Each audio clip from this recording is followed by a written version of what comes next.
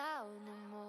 Waking up now, wondering where I've been. Allez, bonjour à tous et c'est parti, on est en direct tous ensemble pour ce petit morning bonheur pour une toute nouvelle matinale aujourd'hui en ce samedi matin, en ce samedi 13 juin 2020. Bonjour à tous et bienvenue. J'attends que vous arrivez un petit peu sur le live Twitch. Également bonjour à tous ceux qui m'écoutent en direct sur YouTube directement. Je veux dire pas en direct, ceux qui m'écoutent en replay sur YouTube. Excusez-moi, c'est bon, je me mets dans le bain. Je rentre directement dans le live. Voilà. Bonjour à tous. Je vous laisse un petit peu arriver. Alors aujourd'hui, qu'est-ce qu'on a de prévu dans ce petit programme? Et bien sûr, comme tous les jours, vous savez qu'on est en live, mais surtout que en fait, je suis pas uniquement en live la semaine, mais également le week-end. Vraiment, le but, c'est de vous accompagner chaque jour, que ça soit la semaine ou le week-end. Tous les jours se ressemblent, tous les jours sont les mêmes. Quand je dis se ressemblent, je veux dire tous les jours sont les mêmes. C'est parce que c'est le week-end ou la semaine qu'on ne peut pas faire telle et telle chose. On peut tout faire tout le temps. C'est pour ça que moi, je vous accompagne chaque jour à vous réveiller chaque matin, que ça soit autant le week-end que la semaine. C'est pour ça que je tiens vraiment à cœur de faire cette émission tous les jours. Donc voilà, bonjour à tous, allez-y, installez-vous. Moi, je vous attends un petit peu et du temps, on va se voir le petit programme qu'on a aujourd'hui. Donc encore une fois, aujourd'hui, j'ai décidé de faire ce morning de 5h à 7h du matin. Pourquoi? Tout simplement parce que j'aime bien cette formule d'aller jusqu'à 7h parce qu'à chaque fois, normalement, je vais jusqu'à 6h30, alors je me suis dit tant qu'à faire, je vais aller jusqu'à 7h, ça sera encore mieux et moi je pourrais peut-être attirer un peu plus de monde à 7h sur Twitch, il y aura un petit peu plus de monde qui sera connecté, donc c'est pour cette raison que je tiens jusqu'à 7h bien sûr parce que je suis ultra passionné, donc je pourrais tirer même jusqu'à 10h, c'est juste qu'au bout d'un moment j'aurai plus grand chose à dire, donc voilà c'est parti, on va démarrer, bon réveil à tous. Donc on démarre avec le petit programme du jour. Alors donc aujourd'hui on va fêter encore une fois la fête du jour, la sainte du jour, vous allez voir c'est la sainte de qui aujourd'hui. Et plus, je vous expliquer un petit peu qu'est-ce que c'est que le calendrier grégorien, le calendrier qu'on a aujourd'hui, qu'on utilise le plus, quels sont les différents types de calendriers, quels sont les calendriers qu'on utilise le plus, et pourquoi on utilise ce calendrier aujourd'hui. Voilà, on va voir un petit peu ce que c'est le calendrier, etc. Et puis après, de 5h10 à 5h20, enfin juste après, je vais pas vous dire les heures, parce que je vous dis les heures, mais elles sont pas justes parce que je démarre un peu trop tard, ou un peu trop tôt, ou parce qu'il y a certaines rubriques que je dure trop longtemps, etc. Donc je vais pas vous dire les horaires, mais juste je vous dis ce qu'il y a après. Après, on aura les 10 minutes de douceur, et aujourd'hui, je vais vous expliquer comment avoir la meilleure énergie possible, et comment mettre toutes les chances de votre côté, pour avoir la meilleure énergie. Et puis après, on va se faire la journée mondiale internationale. Et aujourd'hui, il y a beaucoup de journées mondiales et internationales car il y en a 4, eh oui 4. Il y a 2 journées mondiales, une internationale et une nationale, mais je l'ai quand même mis dans le lot parce que sur le site justement de journée-mondiale.com, eh ben, elle était présentée dedans. Il disait qu'en fait c'était pas une journée mondiale mais qu'elle était quand même importante, donc c'était pour ça qu'il fallait la mettre. Et nous on regarde pas uniquement une journée mondiale, une journée nationale ont également leur place dans cette rubrique. Et puis après on aura la pause musicale plus la rubrique à 5h40. On commencera donc avec la petite musique, après on enchaîne avec la rubrique d'Océane et puis on enchaîne directement avec la rubrique de Mélina en direct. Mélina, ma petite sœur, revient ce matin pour vous faire la suite de Harry Potter parce que mercredi, si vous vous rappelez, si vous étiez là ou non, elle nous avait fait tout simplement une rubrique sur Harry Potter où on nous expliquait les bases et là il y a la suite qui arrive aujourd'hui en direct, donc connectez-vous à 5h40 ou restez là jusqu'à 5h40 et puis après on aura une deuxième petite musique, deuxième pause musicale et puis on enchaînera directement avec Se réveiller moins bête. Et aujourd'hui on va décortiquer une expression et je vous expliquer une expression. Je trouve que c'est intéressant de faire ça de temps en temps. Donc aujourd'hui, c'est une expression qu'on va voir et c'est une expression marseillaise plus précisément. Donc vous allez pouvoir apprendre des choses si vous n'êtes pas du tout du sud de base. Et puis ensuite, on enchaînera avec le sujet du jour. Et le sujet du jour, c'est excusez-moi, on va refaire. Devenons-nous... alors je crois que j'ai mal écrit. Bon, en gros, est-ce qu'on doit devenir des chercheurs scientifiques de notre propre vie? Ah oui, je l'ai mal écrit, c'est pour ça. Est-ce qu'on doit devenir des propres chercheurs scientifiques de notre vie? Parce que quand j'analyse vraiment les chercheurs scientifiques, quand je regarde les méthodes scientifiques, je vois qu'en fait on pourrait faire ça vraiment pour notre vie, ce qui est en fait en rapport avec le fait de changer d'idée, de changer d'avis, de remettre tout en question, d'assumer d'avoir tort, etc., etc. C'est tout ce qu'on va voir dans le sujet du jour.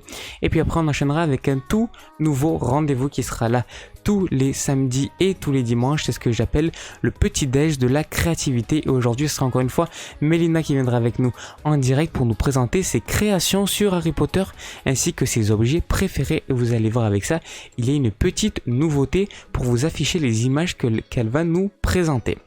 Et puis pour finir, à 6h30, on a Je laisse parler mon cœur, le petit sujet libre. Aujourd'hui, on va voir un petit peu de quoi on va parler. Encore une fois, c'est de 6h30 jusqu'à infini. Il n'y a pas d'heure définie parce qu'en fait, je peux partir jusqu'à 7h, jusqu'à 7h30.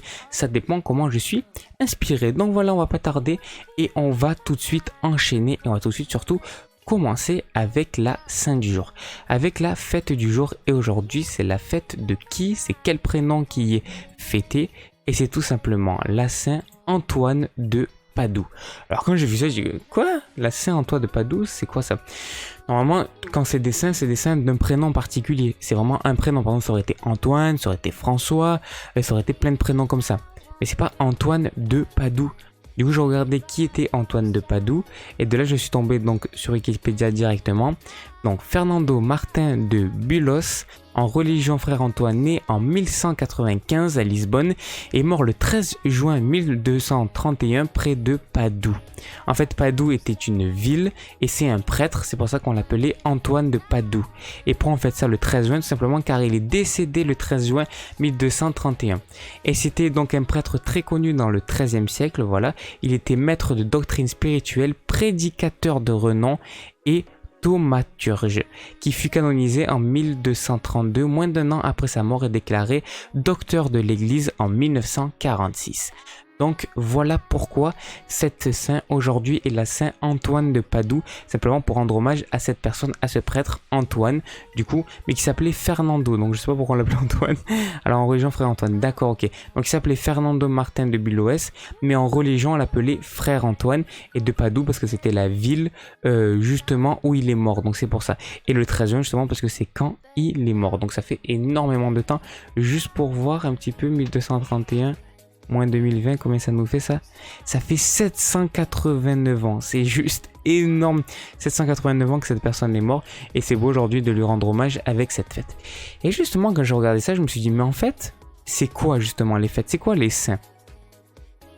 Du coup, de là, je me suis intéressé de savoir qu'est-ce que c'était le calendrier grégorien, mais surtout, quels sont les types de calendriers qui existent. Et en fait, on va voir un petit peu l'historique des calendriers.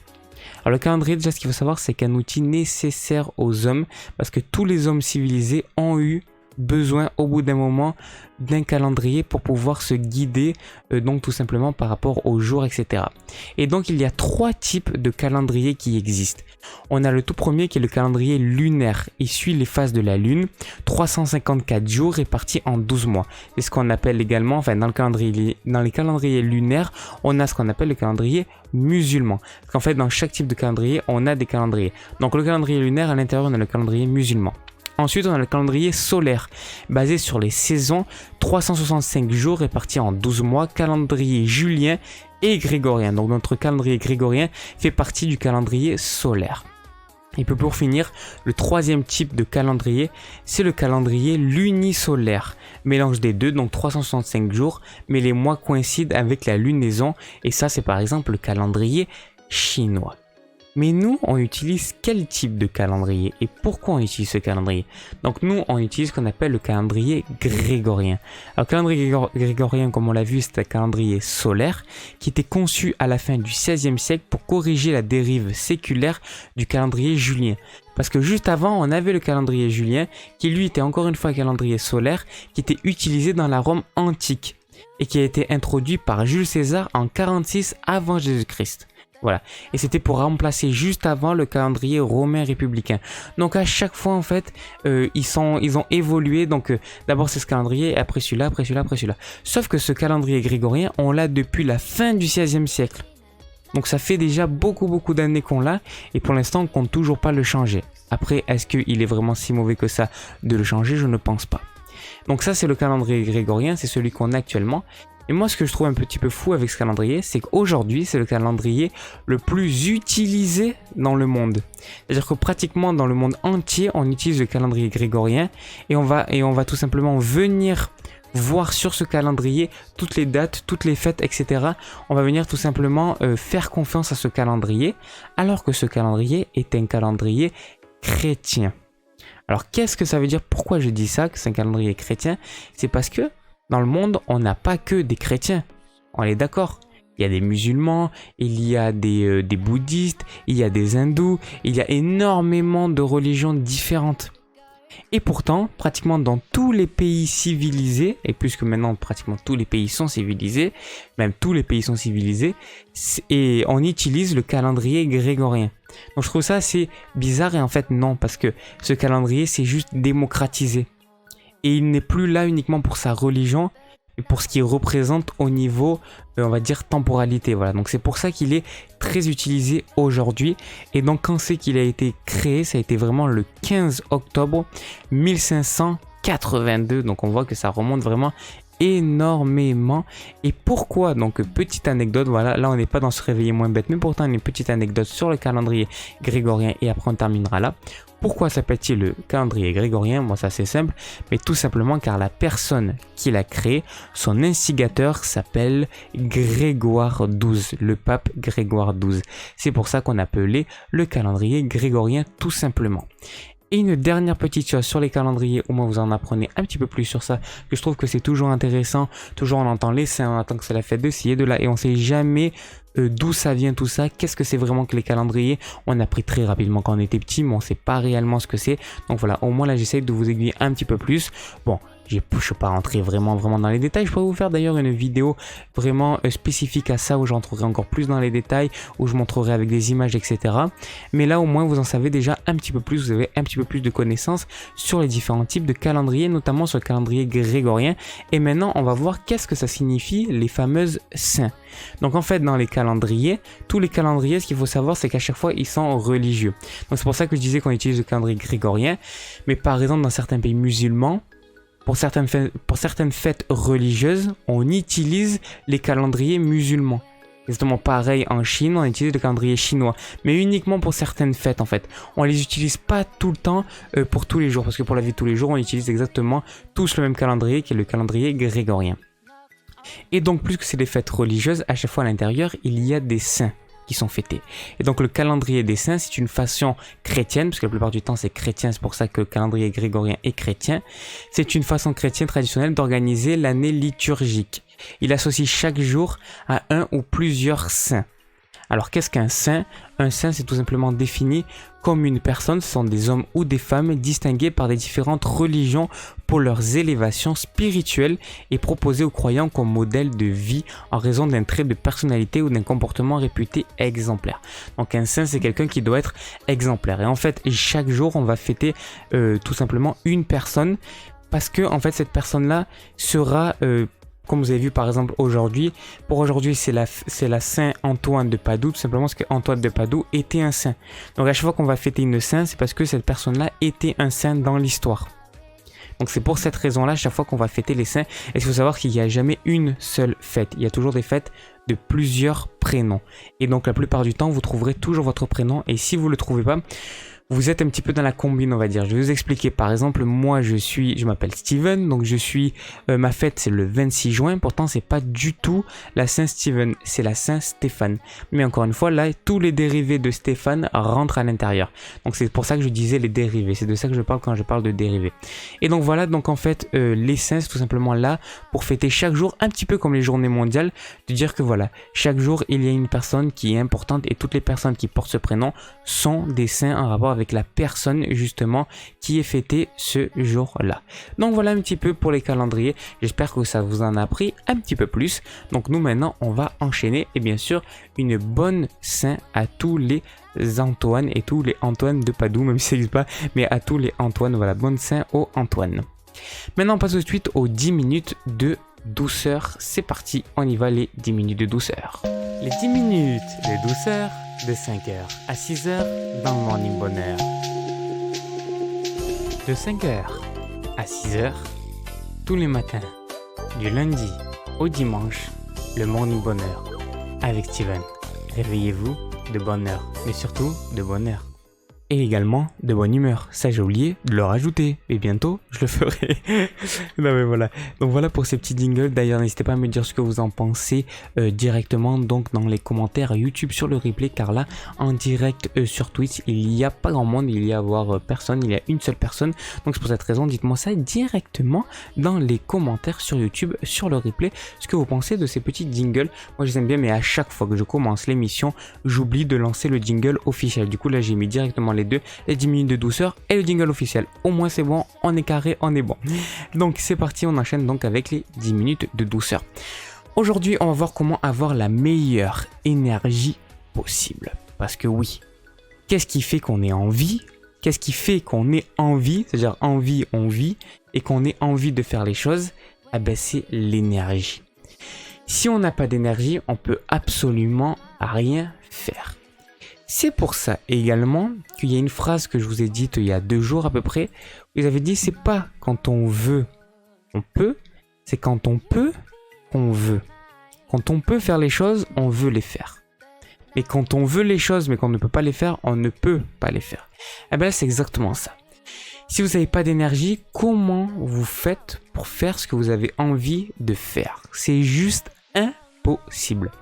Donc c'est pour ça qu'il faut travailler également sur son énergie. Et ça c'est super important parce que moi pendant des mois et des mois, j'ai trop banalisé ça, j'ai trop laissé passer ça. Et j'ai trop cru que c'était pas important. Alors qu'en fait c'est super important. Et des fois vous pensez que vous trouvez des excuses à ne pas faire des choses, alors qu'en fait pas du tout, c'est juste que vous n'avez pas l'énergie et que vous n'avez pas les ressources disponibles pour faire cette chose-là. Et du coup aujourd'hui je vais vous expliquer comment avoir une meilleure énergie et comment calibrer son énergie, comment se rendre compte de l'énergie que l'on a. Parce que vraiment cette chose est super importante. De se dire que si on n'a pas d'énergie on peut rien faire. De se dire oui on a tous de l'énergie. Oui ça de l'énergie on en a tous. Sinon on serait pas en vie. Mais on a tous de l'énergie dans des degrés différents. Et très souvent, notre énergie, ce qu'elle va faire, c'est qu'elle va fluctuer. Elle va être très haute, et puis après très bas, et puis après très basse, et puis après très haute, etc., etc., etc., etc. Alors que son énergie, il faut apprendre à la canaliser. À venir tout simplement la temporiser, la normaliser. Et du coup, comment faire tout ça? Et surtout, je veux surtout voir avec vous comment voir si on a vraiment assez d'énergie pour faire les choses. C'est-à-dire que si là par exemple vous devez faire un blog, on va prendre cet exemple là, vous devez écrire un livre, vous commencez à faire ça et puis déjà vous commencez à être un petit peu fatigué. Donc déjà là c'est que vous n'avez pas une bonne énergie déjà. Ou si tout simplement vous avez du mal à vous concentrer, vous avez du mal à réfléchir, vous avez du mal à faire des tâches qui pourraient paraître compliquées. Tout ça prouve d'une mauvaise énergie, de pas assez d'énergie. Et vous allez voir que l'énergie, ça passe par plusieurs choses et la canalisation de cette énergie passe par plusieurs choses également. Parce qu'avoir de l'énergie, c'est bien, la canaliser, c'est mieux. Voire c'est essentiel. Parce que de l'énergie, la plupart d'entre nous on en a, mais on n'arrive pas à la canaliser. Du coup, dès qu'on va en avoir, on va la dépenser très rapidement. Et ce qu'on va voir et ce qui est cool, c'est que autant pour avoir l'énergie qu'autant pour la canaliser, les techniques sont à peu près les mêmes. C'est-à-dire que quand on peut avoir de l'énergie grâce à ces techniques-là, finalement on arrive également à les canaliser. Donc c'est tout ce qu'on va voir, donc c'est parti, on démarre. Alors pour avoir la meilleure énergie possible, il y a plusieurs méthodes. Donc déjà, on a le sport, l'activité physique, le fait de bouger. Si dès le matin vous bougez, vous allez avoir une superbe énergie pour toute la journée. Pourquoi? Car quand vous faites du sport, vous mettez votre corps en activité, vous réveillez votre corps et votre corps va tout simplement venir puiser dans ses ressources. Et quand il va puiser dans ses ressources, il va mettre tout son métabolisme en place. Et du coup c'est pour ça que vous allez vous réveiller, vos muscles vont se chauffer et tout va commencer à se mettre en branle, tout va démarrer dans votre corps. Tout votre métabolisme va se mettre en route. Et du coup dans ce cas-là vous allez commencer à avoir énormément d'énergie. Du coup vous faites du sport, vous faites du sport, vous faites du sport et là petit à petit vous avez de l'énergie. N'en faites pas trop. C'est ça encore une fois le problème. C'est que on va avoir un petit peu d'énergie, une petite montée de dopamine et là directement ce qu'on va vouloir faire, on va vouloir en faire trop. Mais le problème, encore une fois, la capacité adaptative. Si vous faites trop de sport, au contraire vous allez avoir plus d'énergie. Parce qu'il faut savoir être tout simplement ce que j'ai envie de dire dans la normalité entre guillemets, mais tout simplement être juste. Il faut être équilibré. Il ne faut pas aller trop ou pas assez. Il faut être au milieu, voire entre la limite. À la limite, il faut être. Si vous êtes à la limite, vous allez avoir une énergie encore plus folle que quand vous êtes juste dans votre capacité adaptative. Je vous rappelle encore une fois, ça fait 3 jours que je vous le répète, mais je vous le répète encore une fois parce que c'est super important de connaître ça et moi j'adore vous expliquer ça. La capacité adaptative, c'est quoi? Il faut voir ça comme une courbe, comme quelque chose de long, comme ça vous voyez ça. Et là en fait on a une partie, c'est la plus grande partie qui est tout simplement la partie où vous vous adaptez. Puis après on a une toute petite partie où c'est la partie justement où vous êtes entre la phase où vous adaptez et vous adaptez pas. C'est ce qu'on appelle la partie de renforcement de l'hormèse. Et juste après, on a le dépassement de la capacité adaptative. Et ça, c'est la dernière partie. Et ce qu'il faut toujours se placer, c'est entre les deux. Entre la capacité adaptative et entre le dépassement de la capacité adaptative. En plein milieu, et ce milieu, c'est quoi? C'est tout simplement le renforcement, ce qu'on appelle l'hormèse. Et bien là, c'est pareil. Si vous voulez avoir une bonne énergie, il faut faire travailler votre hormèse. Donc là par exemple avec le sport, n'allez pas trop fort. Si vous allez trop fort, vous allez tomber simplement dans la limite de votre capacité adaptative, vous allez avoir énormément de mal à récupérer et donc du coup vous allez utiliser toute votre énergie et vous en aurez plus, vous allez être obligé de dormir. Donc là c'est tout le contraire, ce qu'on veut c'est se réveiller, c'est pas s'endormir. Donc du coup il faut être entre les deux, tout simplement faire du sport modéré par rapport à vous, équilibré par rapport à vous. Donc tout simplement vous allez le personnaliser par rapport à votre rythme, essayez, ça on en a déjà parlé dans une dernière émission. Voilà, ou sinon tout simplement ce que vous faites si vous voulez pas faire vraiment du sport dans une salle de sport pendant 30 minutes à 1 heure ou chez vous avec des poids sur un tapis, sur un trampoline, etc. Vous pouvez tout simplement faire du HIIT. Et le HIIT, c'est l'entraînement à haute intensité, donc c'est vraiment super intéressant car vous allez faire tout simplement plusieurs petits exercices répétés, des exercices entre 45 secondes et 1 minute, et ces exercices-là, à chaque fois, vous allez les entrecouper d'une petite pause de 15 à 20 secondes. Et vous allez faire à peu près une dizaine d'exercices comme ça, que ce soit des pompes, des abdos, du gainage, de la chaise, du monté de genoux, des talons-fesses, voilà, il y a énormément d'exercices à faire. Et vous pouvez même à l'intérieur inclure du trampoline et des montées et des descentes d'escalier ou montées et descentes de chaises. C'est vraiment super intéressant et vous faites ça du coup entre 45 secondes et 1 minute par exercice et en tout ça fera une bonne séance de 15 minutes à 20 minutes. Encore une fois vous adaptez, vous commencez peut-être par 30 secondes par exercice ou vous en faites que 5 d'exercices. Enfin encore une fois vous calibrez par rapport à vous, vous adaptez par rapport à vous. Vous testez et tout simplement vous venez jouer avec les paramètres et voir ce qui est le mieux pour vous. Donc ça c'est pour le sport et là vous allez commencer à avoir une bonne énergie. Puis ensuite, on a également l'énergie qui vient par rapport juste à notre mental. Le fait d'être bien, le fait de savoir où on va. Le fait tout simplement de savoir quel est notre chemin de vie fait qu'on va avoir une énergie incroyable. Cette énergie, on va déborder d'énergie. Et pour aider à garder cette énergie toute la journée, moi j'ai quelque chose qui marche énormément, c'est tout simplement d'écouter de la musique. Alors pas de la musique on va dire classique ou quoi, pas de la musique trop douce, mais de la musique énergique. Soit du rap, soit de l'électro, soit de la pop, soit des musiques de toute façon qui font bouger dans tous les cas. Donc voilà, ce qui est vraiment important c'est d'écouter de la musique, enfin en tout cas pour moi, pour garder son énergie. Par exemple le matin, dès que je me lève à 4h directement, je vais sur YouTube et directement je m'envoie une petite playlist où je mets toutes mes musiques préférées et c'est ça qui me tient parce que sinon je serais beaucoup trop fatigué. Je pourrais quand même tenir ce qu'il y a la passion qui me tient, mais il y a également ça.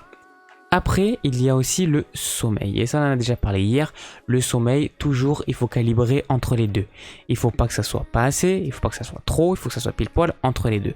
Et même, je vous dirais, il vaut mieux pas assez que trop au final parce qu'on sera moins fatigué et on sera mieux et en plus grande forme. Et quand vous dormez pas assez, justement, ce qui se passe, c'est que vous rentrez justement dans cette phase de l'hormèse. Alors que pendant un certain temps, si tous les jours vous dormez pas assez, au bout d'un moment, vous allez rentrer dans la phase d'épuisement, dans le dépassement de la capacité adaptative. Et ça, ce n'est absolument pas le but.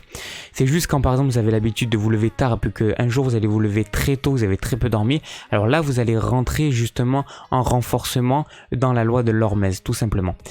Et donc, du coup, le sommeil, c'est vraiment important d'être entre les deux pour avoir une énergie incroyable. Plus vous allez bien dormir, mieux vous allez dormir et mieux vous aurez une énergie forte. Plus vous aurez une bonne énergie, plus vous aurez tout simplement d'énergie vitale.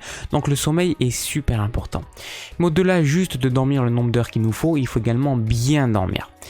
Et comment bien dormir? Eh bien ça, je vous en parle demain dimanche dans les 10 minutes de douceur. On va voir comment passer une excellente nuit, comment bien dormir et comment mettre tous les facteurs de notre côté, tous les chances de notre côté, tout simplement pour pouvoir passer une excellente nuit. Et puis après, le troisième paramètre que je trouve super important, et après allez, on aura un petit quatrième paramètre, mais je vais pas faire trop long. Le troisième paramètre, c'est tout simplement l'alimentation. L'alimentation va jouer énormément sur notre énergie. Par exemple, pour vous donner mon exemple, moi je ne mange pas le petit déjeuner, je mange uniquement entre midi et 14h et après le soir. Et c'est tout. Mais je ne mange pas le matin, des fois un petit peu dans l'après-midi, mais je ne mange pas le matin. Du coup, moi j'ai remarqué qu'entre toute cette période-là, j'ai énormément d'énergie. Mais arrivé jusqu'à à peu près midi, quand j'ai pas dormi tout ce temps-là, quand j'ai pas fait une petite sieste dans la matinée, alors je commence à être fatigué. Et dès que je mange, là directement l'énergie revient. Dès que je commence à manger, l'énergie commence vraiment à revenir petit à petit. Et là après je suis en forme et je peux continuer jusqu'au soir. Et le soir je commence à avoir une baisse d'énergie, je mange et j'ai mon énergie qui remonte. Mais vraiment moi je pense qu'il faut vraiment manger uniquement quand on a faim et quand notre énergie descend. Parce que sinon ça va être tout le contraire. Si vous mangez quand vous avez de l'énergie, si vous mangez quand vous êtes énergique et que vous n'avez pas faim, ce qui va se passer c'est que votre énergie va descendre. C'est toujours pareil. Si vous avez beaucoup d'énergie et que vous voulez faire quelque chose pour avoir encore plus d'énergie, c'est tout le contraire qui va se passer, c'est que vous allez vous épuiser et au contraire votre énergie va baisser. Donc toujours avoir cet équilibre. Et pourquoi je dis aussi que l'alimentation est très importante, je vais vous donner un exemple.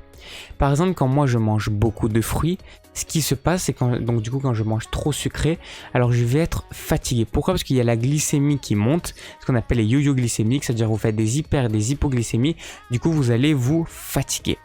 Et du coup, quand il y a cette fatigue-là, vous allez avoir moins d'énergie disponible pour travailler. Et moi, je sais que par exemple, hier soir, j'ai eu énormément de mal à préparer l'émission d'aujourd'hui, simplement parce que j'avais mangé trop sucré. Du coup, j'étais fatigué, j'avais pas envie, j'avais la flemme. Donc ça, c'est vraiment à prendre en compte, c'est super important.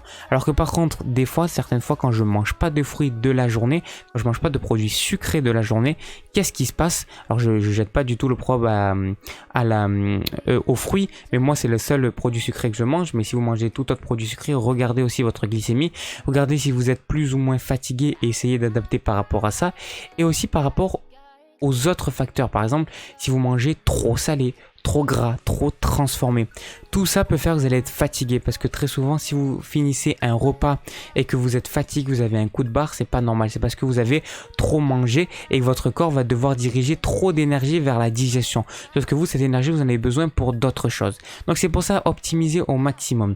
Le midi, pour moi, c'est là qu'il faudrait manger le moins ou le plus, mais le plus intelligemment. Genre par exemple, le midi, vous mangez votre protéine ou vos sucres lents, les trucs difficiles à digérer, et le soir vous mangez des trucs plus légers pour mieux dormir. Mais le midi, il faut manger des choses un petit peu plus compliquées à digérer, mais ne pas trop manger, ne pas se surcharger pour pas être fatigué pendant toute la journée, parce que pendant toute la journée on va avoir besoin d'énergie. Donc manger des aliments qui vont nous donner de l'énergie. Donc pour ça, on a quoi? On a oui les fruits si vous les tolérez bien, mais on a également les jus de légumes, les tisanes et toutes ces choses-là, toutes ces choses qui peuvent nous mettre vraiment en énergie. Également les smoothies.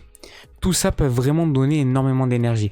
Et ce qu'il y a en fruits, pour pas manger des fruits trop sucrés, vous avez toutes les baies.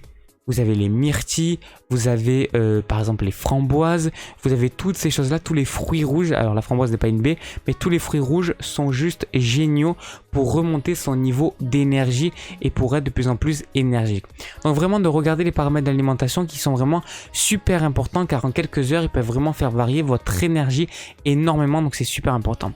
Et le dernier point pour l'énergie, moi, c'est un point que j'ai énormément vu pour moi, encore une fois, qui influait beaucoup sur mon état de vitalité dans la journée et donc du coup d'énergie. C'était le fait d'avoir des relations sociales, de parler avec des personnes. Quand je suis tout seul, que je reste que sur mon ordinateur et que je bouge pas, qu'est-ce qui se passe? Je vais tout simplement m'endormir. Je vais être fatigué. Par contre, quand je sors, quand je vais voir ma mère, quand je parle avec elle, quand je parle avec des gens, qu'est-ce qui va se passer? Directement, l'énergie va remonter. Donc c'est super important d'avoir des relations sociales, de parler avec des personnes et de s'entourer. Voilà un petit peu tous les conseils que je pourrais vous donner pour avoir une meilleure énergie. Mais après, il y a des choses encore plus profondes que ça, voir si vous avez vraiment le taux de vitalité qu'il faut. Si vous avez vraiment ce qu'il vous faut en énergie disponible pour pouvoir faire les choses. Et très souvent, on n'a pas, c'est pour ça qu'on n'arrive pas et qu'on se leurre à dire qu'on peut alors que finalement, on ne peut pas. Mais après, on va pas se mentir, la plupart d'entre nous, on peut faire ça. Mais des fois, juste en changeant quelques paramètres comme l'alimentation, on va voir comment notre motivation elle va changer, comment notre envie, notre concentration va changer. On va se dire, ah ouais, en fait, c'est pas que j'étais flemmard, c'est pas que j'étais flemmard, c'est juste que j'avais pas assez d'énergie. C'est pour ça que je réussissais pas. Et c'est exactement ça. Donc c'est pour ça qu'il faut essayer de modifier tous ces paramètres de vie et tous en mode de vie en général. Donc voilà, c'est terminé pour ces 10 minutes de douceur. Les 10 minutes de douceur de 5h à 6h dans le Morning Bonheur. Et maintenant, on passe tout de suite aux journées mondiales et internationales. Et aujourd'hui, on a 4 journées mondiales et internationales. C'est parti. Ok, j'ai voulu lancer le jingle officiel et il s'est pas lancé, donc c'est juste parfait. Alors hier, il m'a fait ce bug aussi. Pour quelle raison? Pour quelle raison? 5h à 6h, tous les matins, du lundi au dimanche, le Morning Bonheur avec Steven. Réveillez-vous de bonne heure, mais surtout de bonheur.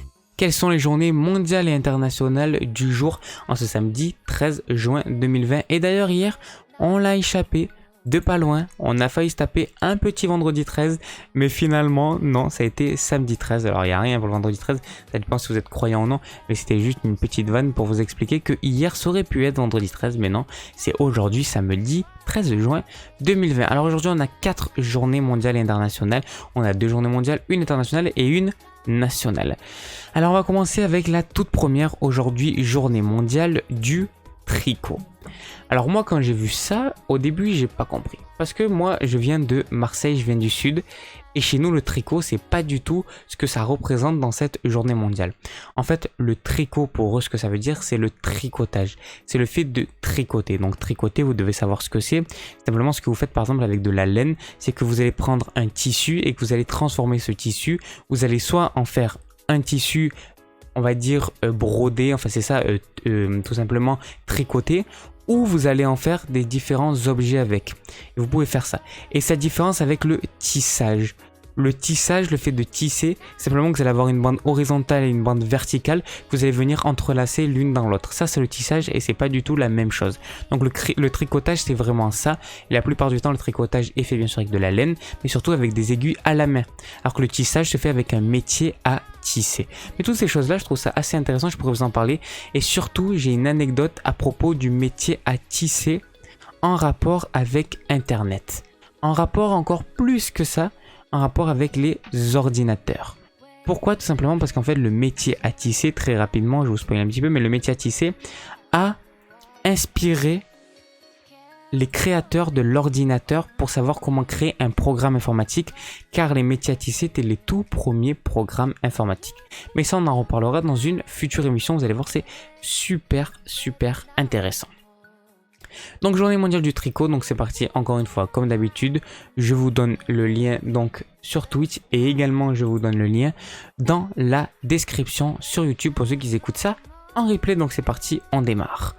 On en a attendu un peu, on les a vus arriver d'un peu partout avec de la laine et les aiguilles à la main. Les tricoteuses et les tricoteurs ont envahi parcs et les jardins, les terrasses de bistrots et autres lieux festifs. Oyez oyez, amoureux de la laine et des aiguilles, autres tricoteurs et tricoteuses passionnément piqués. La journée mondiale du tricot se tisse entre les tricoteuses et les tricoteurs de toute la planète est devenue en quelques années une belle réalité. Après le joli démarrage des tricots cafés aux États-Unis et maintenant en Europe, après le succès du championnat de France de vitesse de tricot au salon L'Aiguille en Fête, la vague laineuse est en train d'envahir la France entière. Et oui, et ça on n'en est même pas conscient. parce que moi je ne savais pas que le tricot était autant connu dans le monde et même autant connu en France. Mais juste déjà quelque chose, je savais même pas que ça existait, j'ai appris ça du coup hier en lisant un petit peu les journées mondiales en préparant l'émission. C'est quelque chose qui s'appelle le café tricot. J'ai vu ça, je dis qu'est-ce que c'est que le café tricot?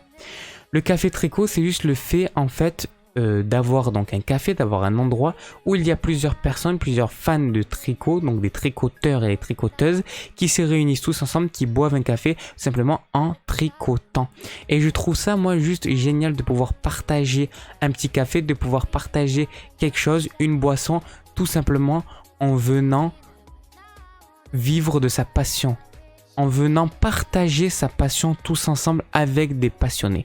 Et justement, il y en a en France qui ont ouvert, et notamment il y en a un à Clermont-Ferrand qui a ouvert un café tricot, alors que de base, ça existait uniquement aux États-Unis, ça commence à s'ouvrir un petit peu en Europe, et là, ça y est, ça a ouvert depuis 2018, donc ça fait déjà 2 ans. Depuis février 2018, il y en a un premier qui a ouvert à Clermont-Ferrand, donc un café tricot. Donc c'est vraiment super intéressant de savoir qu'il y a même ça, même des cafés pour tricoter, alors que le tricot, moi je savais même pas ce que c'était de base. En vrai, quand j'ai vu tricot, je disais ça tout à l'heure, j'ai pas fini, c'est que moi qui est marseillais, pour moi le tricot c'est un t-shirt. En fait, nous les t-shirts à Marseille on appelle ça des tricots. Moi j'ai vu journée mondiale de tricot et je dis ah c'est la journée mondiale des t-shirts en fait. Et après j'ai lu, je dis ah, mais non, ça n'a rien à voir. Et je dis c'est bizarre qu'ils parlent de tricot et tout. Est-ce que nous dans notre langage familier, tricot c'est t-shirt tout simplement. Pourquoi? Parce que les pulls sont tricotés. Et nous, du coup, l'amalgame qu'on a fait directement, c'est pull tricoté, donc tout est tricoté. Et du coup, même les t-shirts, on appelle ça des tricots. Parce que nous, c'est uniquement les t-shirts qu'on appelle tricots. Les pulls, on n'appelle pas ça du tout des tricots. Donc là, on a fait un petit peu l'amalgame. On s'est un petit peu trompé parce que ce n'est pas les pulls qui sont des tricots. Mais ce n'est pas des t-shirts qui sont des tricots, mais bien les pulls qui sont des tricots. Donc on va continuer. Et oui, également, vous avez vu qu'il y a des salons, et notamment un en France qui s'appelle l'Aiguille en fait. Moi, je trouve ça génial qu'il y ait des personnes qui puissent se réunir autour de leur passion. Et en plus, sur des passions comme ça. Des passions pour le tricotage, c'est juste fou. En plus, ça fait vraiment travailler la créativité, etc. Donc c'est vraiment génial. En plus, la plupart du temps, c'est des personnes un petit peu âgées qui font ça, donc ça leur permet tout simplement de tenir encore en activité. Donc c'est juste génial, exactement comme le tissage. Donc pour finir, tricot et convivialité, le succès est au rendez-vous et de nombreux rendez-vous dans la vraie vie sont organisés à l'occasion de cette journée, mais aussi tout au long de l'année. La date retenue pour cette journée semble être le second week-end du mois de juin, donc en 2020, a donc lieu le samedi 13 juin et le dimanche 14 juin. Donc également demain, je commence à prendre l'accent marseillais, je sais pas pourquoi, également demain, ça sera la journée mondiale du tricot, ça veut dire que c'est toujours pendant le week-end, toujours le second week-end du mois de juin, donc ça dépend. Et là par exemple cette année c'est tombé donc le 13 juin. Voilà pour cette petite journée mondiale que j'ai trouvé très sympa. Journée mondiale qui fête justement une passion comme ça en rapport avec la créativité. Moi je trouve ça juste génial. Donc voilà, on enchaîne tout de suite avec la deuxième journée mondiale. Et cette deuxième journée mondiale, c'est la journée mondiale, attention, tenez-vous bien, de la poupée. Et oui, il y a la journée mondiale pour la poupée. Alors encore une fois, toujours pareil, le lien description, chat, Twitch, et c'est parti, on démarre. Cette journée est connue aux États-Unis sous le nom de World Doll Day et a été lancée en 1986 par une collectionneuse américaine du nom de Mildred Seeley. Elle voulait à l'époque lancer un message de bonheur et d'amour. La première édition s'est tenue un 14 juin, mais la date de la journée est variable. Ainsi en 2018 a été célébrée le 9 juin en 2020. C'est le samedi 13 qui est retenu pour la 34e édition, donc pour cette année. Donc en fait ça dépend des années encore une fois. Et il y a beaucoup de journées mondiales qui sont comme ça. Ça dépend des années, ça dépend un petit peu de la période, etc. Et ça va varier. Donc là, comme on vient de voir avec la journée mondiale du tricot, c'est la deuxième semaine, c'est le deuxième week-end, pardon, du mois de juin. Donc là, c'est exactement pareil, ça varie, différent, les années, etc. Donc là, par exemple, cette année, ça a été le samedi 13 juin. Pour la 34e édition, ça fait 34 ans que ça existe. Donc, une collectionneuse remarquable. Mildred Seeley était auteure de nombreuses publications sur les poupées et les collections de poupées anciennes. Cette dame, née en 1918 et décédée le 10 décembre 2001, sa collection de poupées a été vendue, attention, tenez-vous bien, en 2002 et a battu le record de l'époque pour une vente de poupées estimée à 1,8 million de dollars pour la collection au complet. Et il y a une poupée toute seule qui a été vendue 215 000 $ pour une poupée. Et moi, ce que je trouve complètement dingue, c'est qu'en plus les poupées, la plupart des enfants, ça fait peur. Surtout si vous voyez l'image que j'ai là, dommage que j'ai pas réussi à vous faire tous les cadres et tout, ça vous le verrez tout à l'heure, justement pour la rubrique de la créativité, pour le petit déj de la créativité, on aura quelque chose en plus, et ça je le ferai après pour tout. À chaque fois que je parlerai, je pourrai vous diffuser des images. Dommage que je peux pas vous diffuser cette image, mais elle est vraiment pas mal parce que vous voyez ce que ça représente un petit peu les poupées, et c'est vrai que des fois certaines poupées peuvent faire assez peur. Moi je sais qu'à l'époque chez ma tante, elle avait énormément de poupées chez elle, et dans la nuit quand je me réveillais je voyais ça, j'avais super peur. Mais bon, moi ce que j'aime bien, voilà, dans cette journée mondiale encore, c'est que là on peut parler, par exemple, on va parler de collection, parce que la collection c'est quelque chose que je trouve super en fait, parce que vous allez pouvoir vous accrocher à quelque chose, on va dire, de matériel peut-être, mais finalement de plus spirituel que ce qu'on pense. Parce que cette chose matérielle va vous apporter à vous un amour différent de ce que c'est vraiment. C'est-à-dire que d'un objet, de quelque chose qui n'est pas vivant, de quelque chose qui est au final banal, vous allez vous en mettre une connotation spécifique. C'est ça que je trouve vraiment bien. Et c'est qu'il peut même avoir une certaine spiritualité dans la collection, parce que chaque objet va justement représenter quelque chose de différent pour vous. Et justement en rapport avec ça, on va voir tout à l'heure ça avec ma petite sœur Mélina qui va nous présenter sa petite collection d'Harry Potter. Alors je dis petite parce que elle va le faire en plusieurs parties. Aujourd'hui, elle va nous présenter principalement 5 objets, dont 3 qu'elle a elle-même créés. C'est pour ça que c'est le petit déj de la créativité. Mais également, quand je ferai, et ça sera plus le dimanche, quand on présentera vraiment des collections, alors dans ce cas-là, elle montrera beaucoup plus d'objets qu'elle a, et beaucoup plus d'objets qu'elle n'a pas créés, des objets qu'elle a achetés. Et vraiment, les collections, il y en a énormément de tout type. On a des collections de monnaie, on a des collections de timbres, on a des collections dans tout type. On a même des collections de capsules de canettes, de capsules de bière, de bouteilles. Enfin, on a vraiment des collections de tout genre. Et on sait très bien que les collectionneurs sont des passionnés acharnés. Et c'est pour ça qu'ils... Alors quand je dis acharné, c'est pas du tout un terme péjoratif, pas du tout. C'est que je veux dire vraiment qu'ils ont ça dans leur trip. Vraiment, ils ont ça vraiment à l'intérieur d'eux. Ils pourraient vraiment tout faire pour avoir ces choses-là. Et du coup, puisque c'est vraiment des passionnés, ces personnes-là, ils peuvent mettre énormément d'argent dans certains objets qu'ils pourraient rajouter dans leur collection. Donc du coup, moi j'aime vraiment bien les collectionneurs, et j'ai toujours respecté ça parce que moi j'ai jamais rien collectionné. Ah si, il y a une période de ma vie où j'ai collectionné quelque chose, mais c'était vraiment très rapide. Enfin, après un petit peu comme tout le monde, hein, les cartes Pokémon, les Lego, les Playmobil. Après c'est pas vraiment des collections. Les vraies collections c'était les Panini. Ça je pense que tout le monde a connu les petits Panini, avec notamment les Panini de foot. Ça je pense que tout le monde a connu. Et puis également pour ce qui est des cartes Pokémon. Donc voilà, ça c'est les deux grosses collections que j'ai eues, qu'un petit peu tout le monde a fait ça dans son enfance. Parce que oui, on oublie trop souvent que dans notre enfance, on fait tous des petites collections comme ça en rapport avec la mode. Enfin avec la mode, avec ce qu'il y a en ce moment. Donc c'est pour ça les cartes Pokémon et également les Panini. Et pour ce qui est d'une vraie, on va dire, collection entre guillemets, j'avais une collection de stickers. Tout simplement, à l'époque, je crois que c'était en 2014, j'allais sur internet, j'allais sur tous les sites que je pouvais trouver, GoPro, etc. Et je leur demandais s'ils pouvaient m'envoyer des autocollants. Et en fait, ils font, dès que vous allez demander à une marque qui a déjà des produits et qui fait des autocollants, vous pouvez lui demander et elle va vous envoyer des autocollants gratuitement. Et moi, ce que j'avais fait, du coup, moi, on m'envoyait plein d'autocollants, j'en avais plein de stickers, et finalement, j'en ai jamais rien fait. Ils sont toujours dans une pochette, mais c'est sympa de les ressortir et de les voir.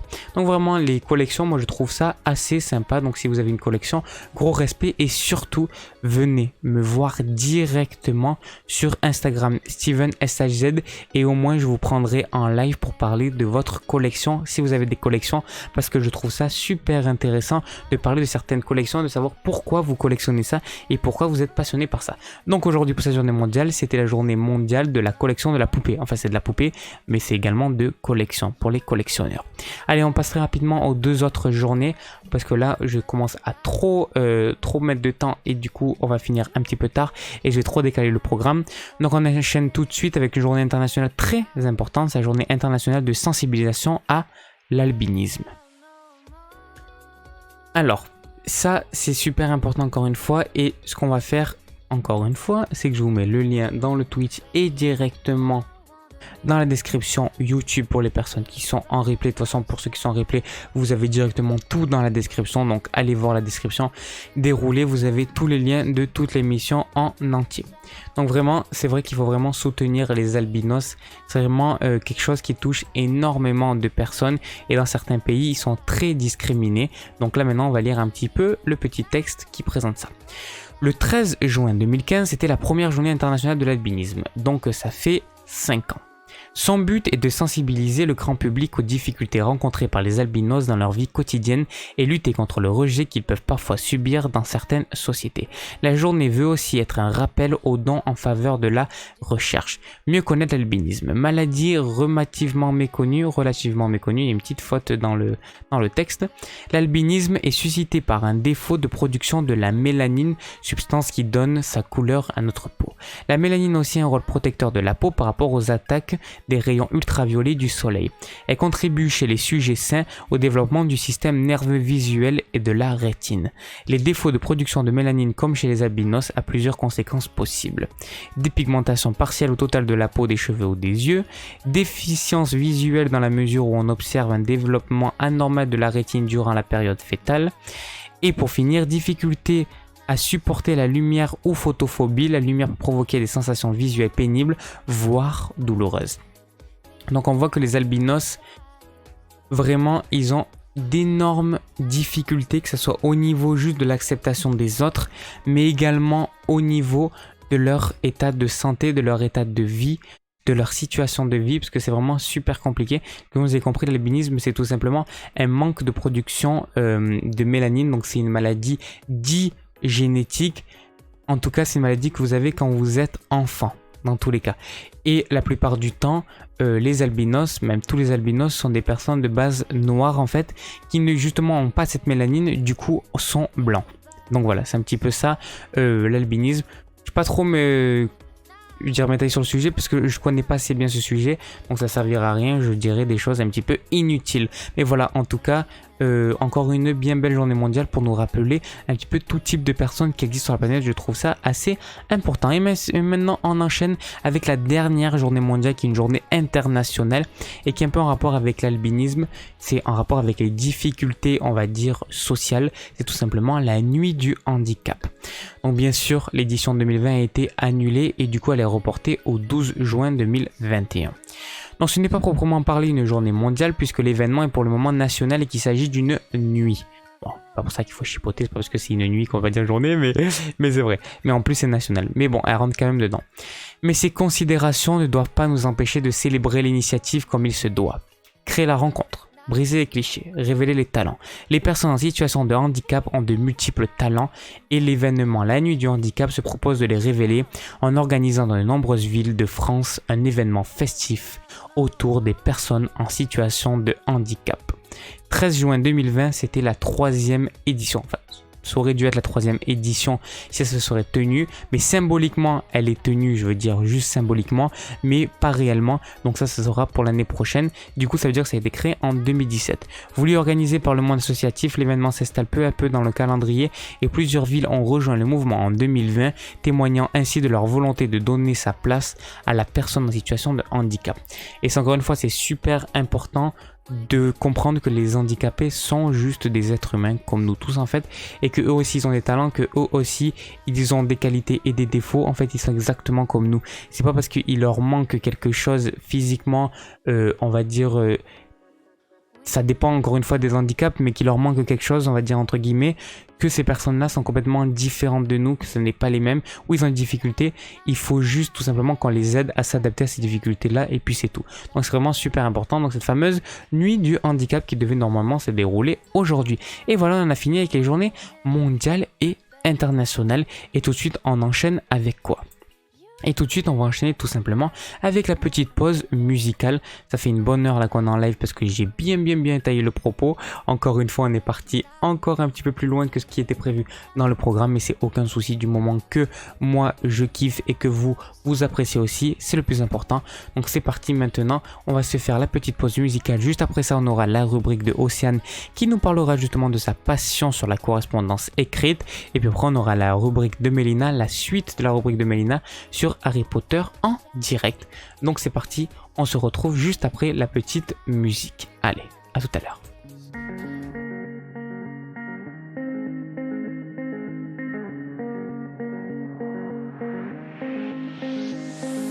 Looking for myself, I'm staring at my shadow. Am I gonna be safe in getting through tomorrow? When I throw me down, you could lead me to the side. You still raising me up, but when I look aside, she guides me with a sign and light of me. It ain't over, it ain't over, it ain't over, it ain't over. I'm not done, I just want me to find it. 'Cause I'm not done, I just want me to find it. I'm not done, I just want me to find it. 'Cause I'm not done, I just want me to find it.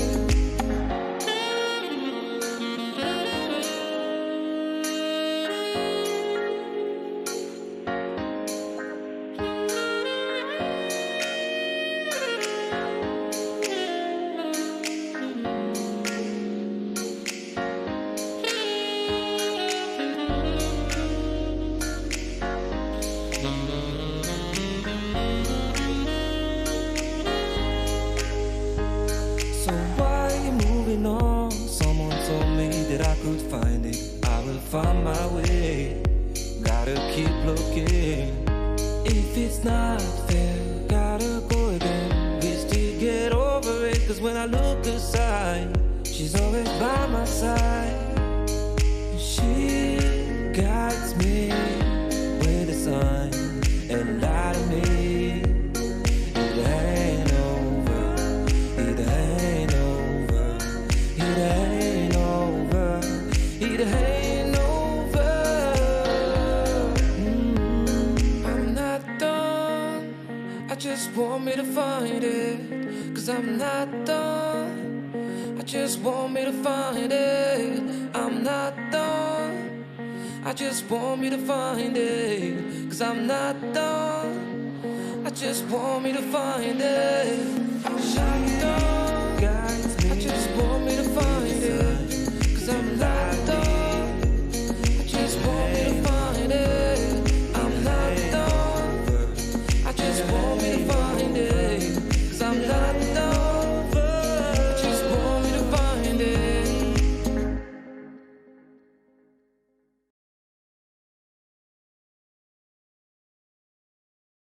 Et c'est parti en direct, on reprend l'émission tout de suite de 5h à 6h, tous les matins, du lundi au dimanche, le Morning Bonheur avec Steven. Réveillez-vous de bonne heure, mais surtout de bonne heure. Et tout de suite, on enchaîne donc avec la rubrique. Et aujourd'hui, c'est la rubrique de Océane, donc qui a été diffusée.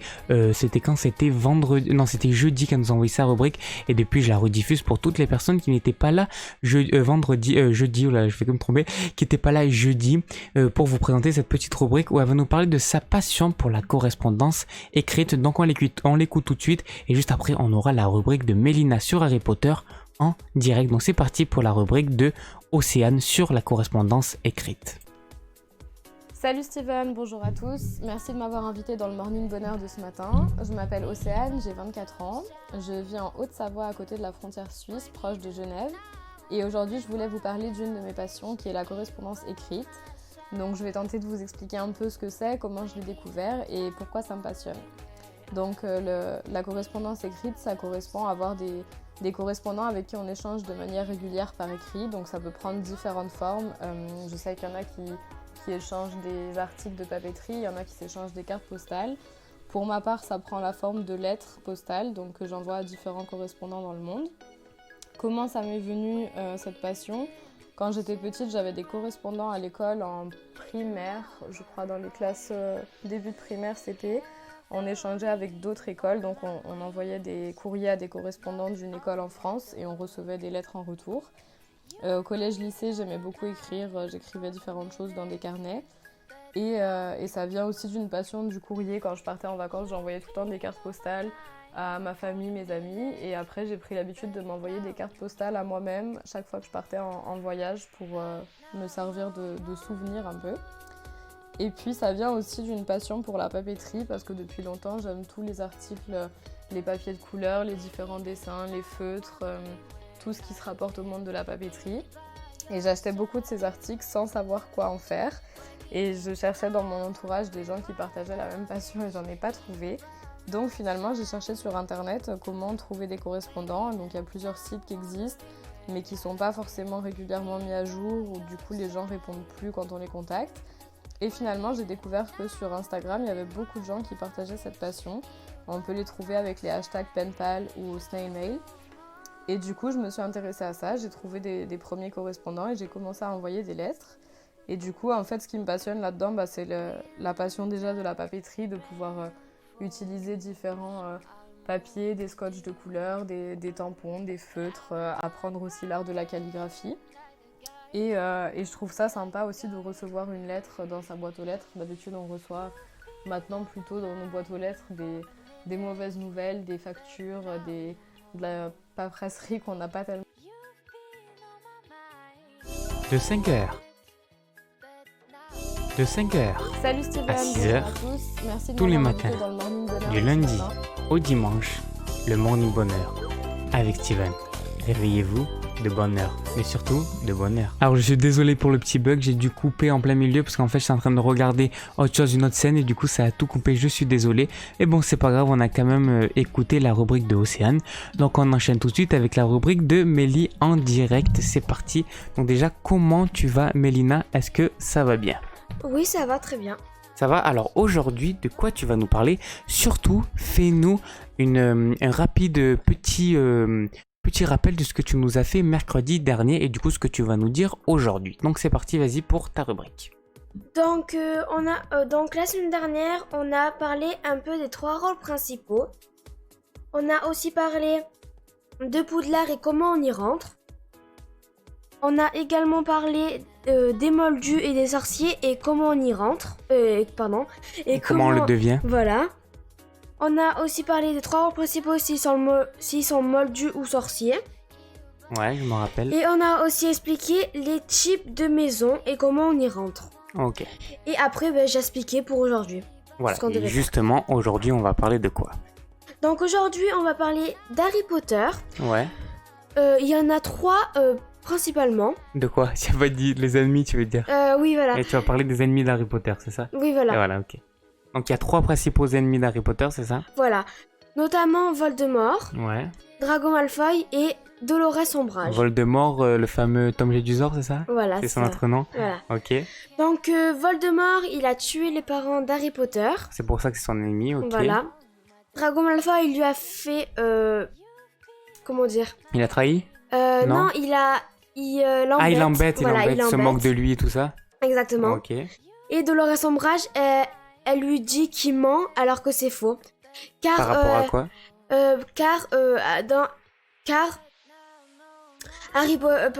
Dolores Umbridge, elle dit qu'Harry Potter, il a jamais vu Voldemort dans le 4 alors que c'est vrai. Alors qu'il a vu, d'accord. Voilà. Ok. Donc maintenant, on va un peu parler de Voldemort. Ah, le fameux Voldemort. Celui le plus connu, donc c'est finalement l'ennemi le plus connu de Harry Potter. Voilà, c'est ça.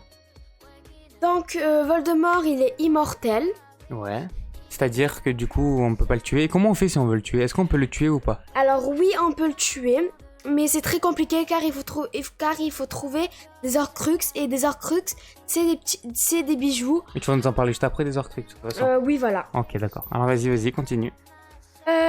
Donc Donc là, tu nous parlais de Voldemort. C'était oui, pardon. Voldemort. Donc Voldemort, du coup, j'ai dit que c'était un immortel.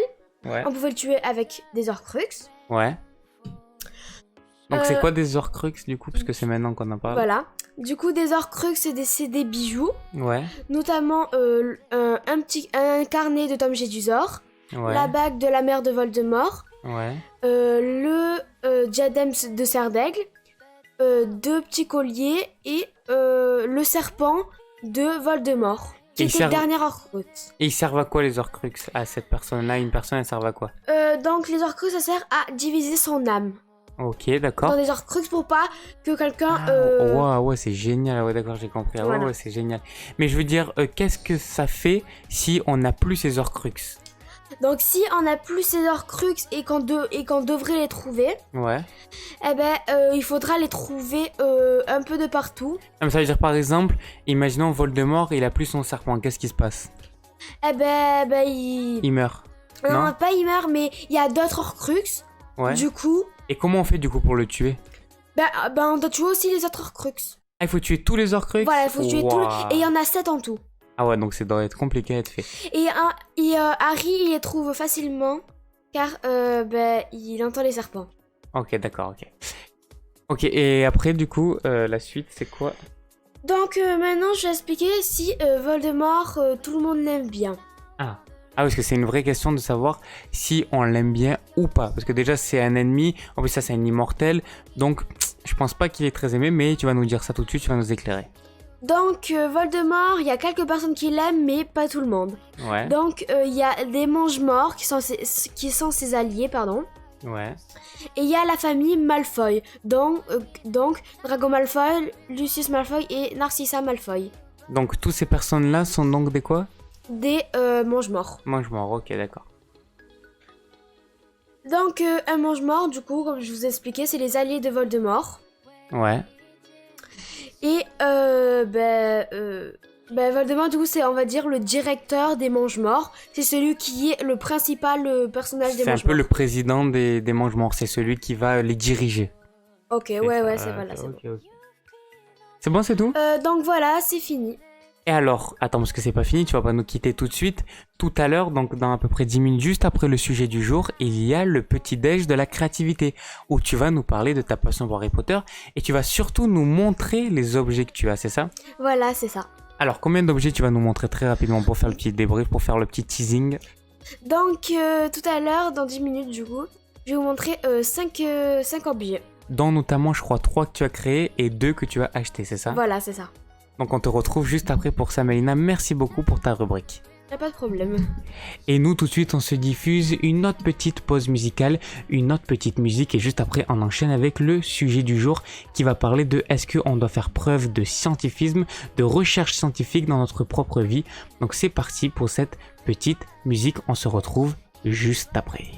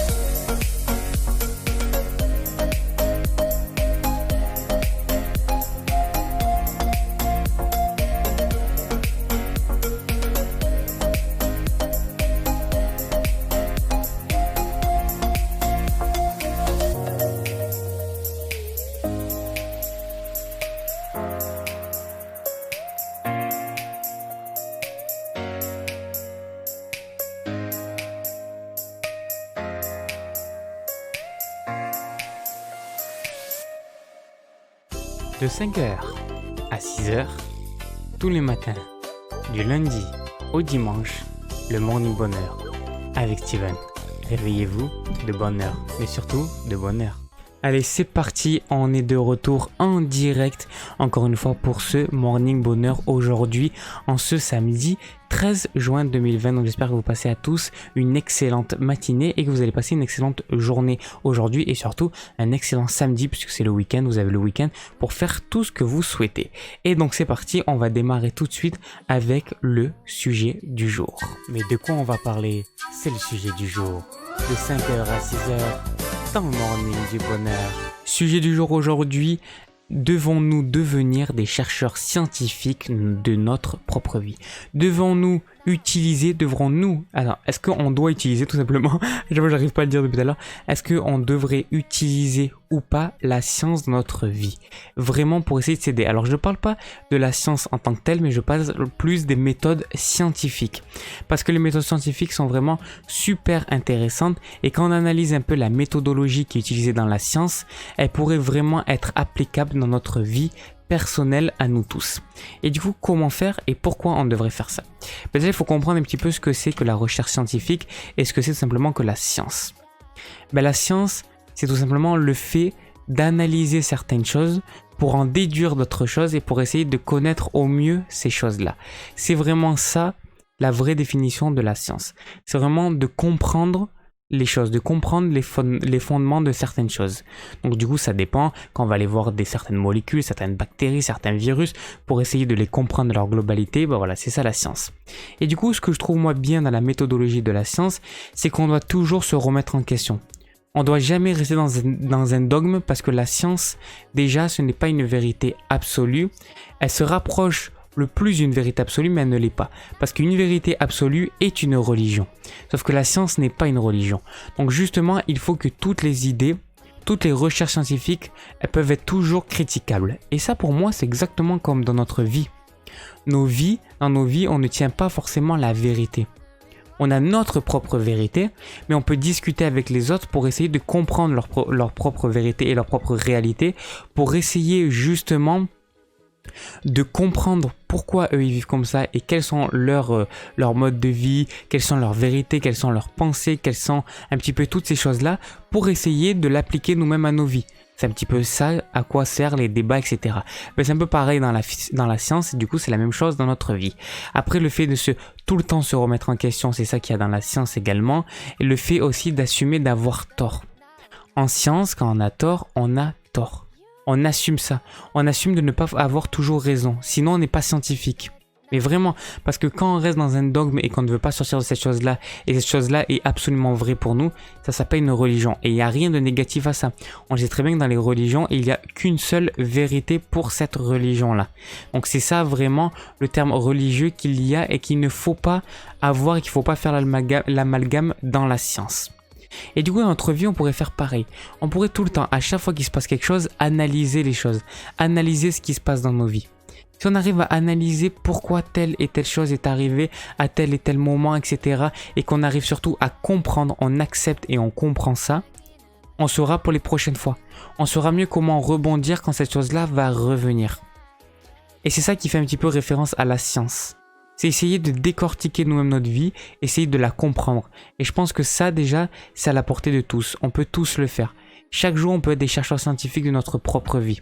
Et c'est pour ça que si vous lisez de la lecture scientifique, si vous lisez certains bouquins, d'ailleurs je vous mets dans la description 3 livres qui ont été recommandés justement par Didier Raoult, le professeur Didier Raoult, qui parle d'épistémologie, c'est tout simplement l'histoire des sciences et c'est super intéressant. Je vous mets la conférence que j'ai vue hier sur le sujet et également les livres qu'il recommande. Il y a 3 livres qu'il recommande principaux où justement ça vous explique depuis toujours comment la méthodologie scientifique, comment on a réfléchi dans la science et tout. Vous allez voir que c'est super intéressant par rapport déjà à l'histoire de la science, mais surtout par rapport à nos propres vies. Parce que comme je vous ai dit, on peut l'appliquer à nos propres vies.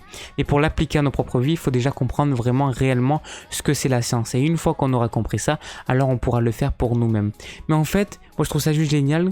On peut se dire qu'on peut tous devenir des chercheurs indépendants de notre propre vie. Parce qu'au final, on a tous notre propre science. Et il y a des sciences qui ne peuvent pas être généralisées. c'est la science individuelle. Ça ne peut pas être généralisé. Ça peut pas être trouvé dans la science, on va dire, classique, conventionnelle. Enfin, la science quoi.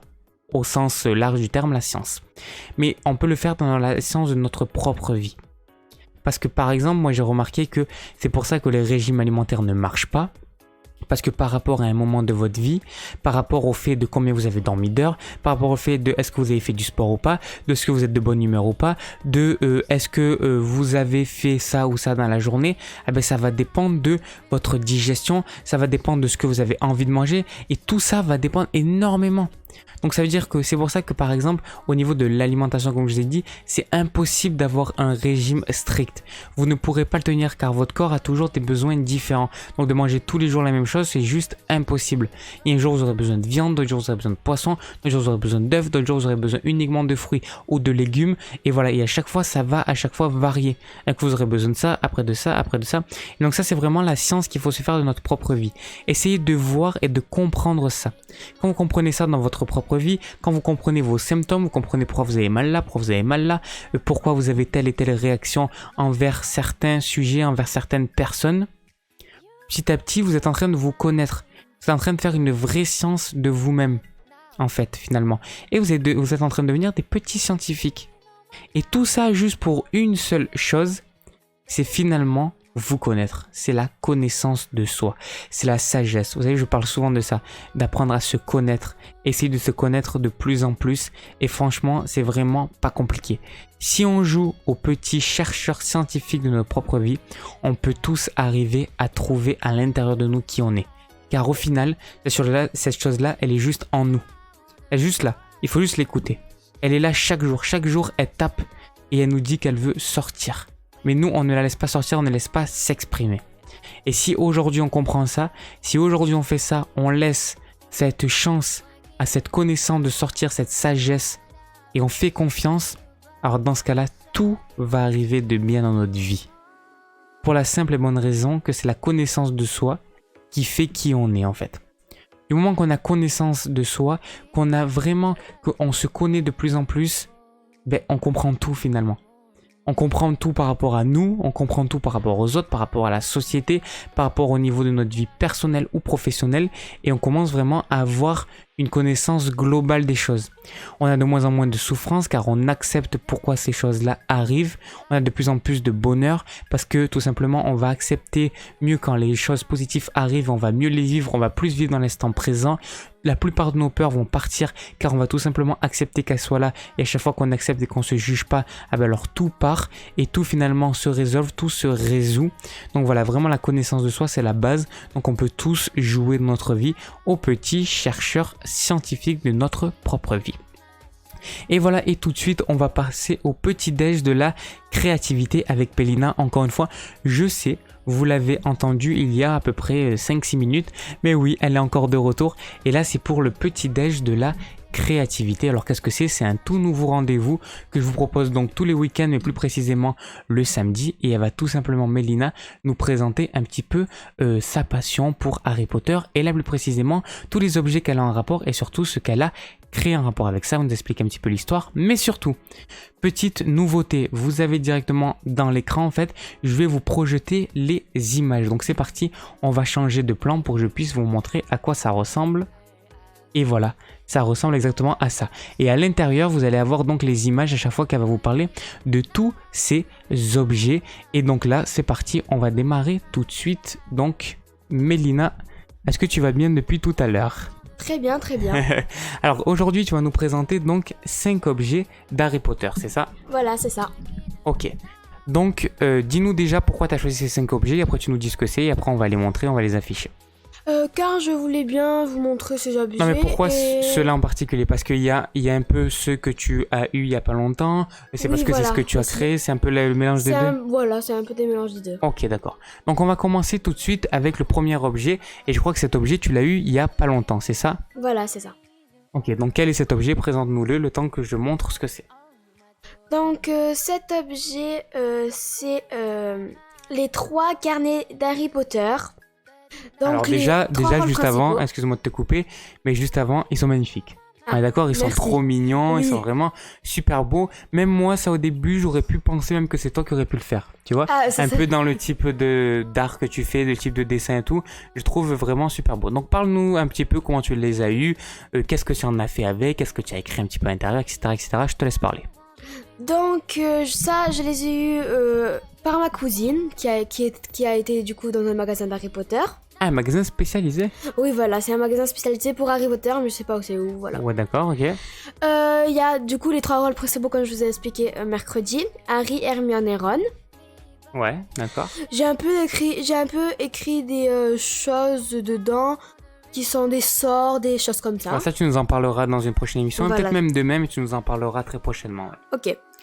Et je crois que c'est tout ce que je peux vous dire. Ouais, qu'est-ce que tu aimes bien dans ces carnets au niveau, je veux dire, visuel? Je veux dire, qu'est-ce que tu aimes bien au niveau, justement, ouais, du visuel, du graphisme? Comment ils sont... C'est quoi, ils sont mignons? C'est quoi que t'aimes Déjà, par commencer, il y a ma maison. Ah oui. Dedans, voilà, il y a Gryffondor. bien? Et on le voit à leur fameuse écharpe, Voilà, c'est ça. avec les Il y couleurs. a aussi mes trois personnages préférés. Est-ce que d'abord, juste avant, tu veux nous présenter un petit peu chaque carnet en nous montrant un petit peu les Ah, personnages? oui, On ouais, commence je veux par bien. Harry. Oui, pourquoi pas. Alors, le fameux carnet d'Harry, il est super mignon celui-là aussi. Donc le carnet d'Harry, il y a ses lunettes et sa cicatrice que j'adore, que j'apprécie énormément. Et car c'est aussi mon personnage préféré. Donc Hermione, Ron et Harry, du coup. Voilà, parfait. Après, donc, bah, du coup, puisque c'est tes 3 personnages principaux préférés, tu vas nous présenter le deuxième, Hermione. Oui, Et qui tu préfères, toi? Harry Potter et après, Hermione ou Ron? Hermione. Hermione, ah Oui. ouais, c'est une Mais- fille, c'est pour ça voilà, aussi. voilà. Allez, donc Hermione, attention, est-ce qu'elle est mignonne? Ah ouais, super beau celui-là aussi. Donc Hermione, je trouve qu'elle est magnifique. Elle est parfaite. Je Ouais, n'ai ouais. rien à dire. Ça a Voilà. été super bien fait, et encore Ah une fois oui. avec la fameuse écharpe. Gryffondor. Super beau. Et justement, en parlant d'Hermione, tu vas nous présenter tout à l'heure un dessin que tu as fait sur Ah oui, Hermione, aussi. qui ressemble pas à celui-là, mais qui est un peu dans le même truc, je veux dire, au niveau de l'art simplifié. Parce que ce qu'on voit là, c'est que c'est de l'art, c'est du dessin simplifié, c'est simple. Ça rentre pas trop dans les détails, mais pourtant c'est super beau. Tu vois ce que je veux Oui, dire un petit ouais, peu, voilà. ouais, je vois. Et justement, dans le pixel art que tu as fait tout à l'heure, c'est ça, pixel art, ça Oui, s'appelle? ouais, là ça. Tu vas nous montrer justement que c'est un peu en rapport avec ça dans la simplicité. Et que juste avec quelques petits pixels, on peut reconnaître qui sont ces personnages. Et ça, Oui. c'est complètement fou. Et le dernier, du coup, c'est qui? C'est... Ron. Et voilà, le petit Donc carnet. de Ron, Ron. c'est le plus mignon de tous, Ouais, c'est vrai. qui est dessiné. Ah ouais, en dessin, tu parles pas Voilà. en vrai. Non. Ouais, peut-être, hein, tu peux aimer. Hein, Non, si non, tu pas veux. du tout. Non, je trouve que comment il est dessiné, c'est trop bien fait.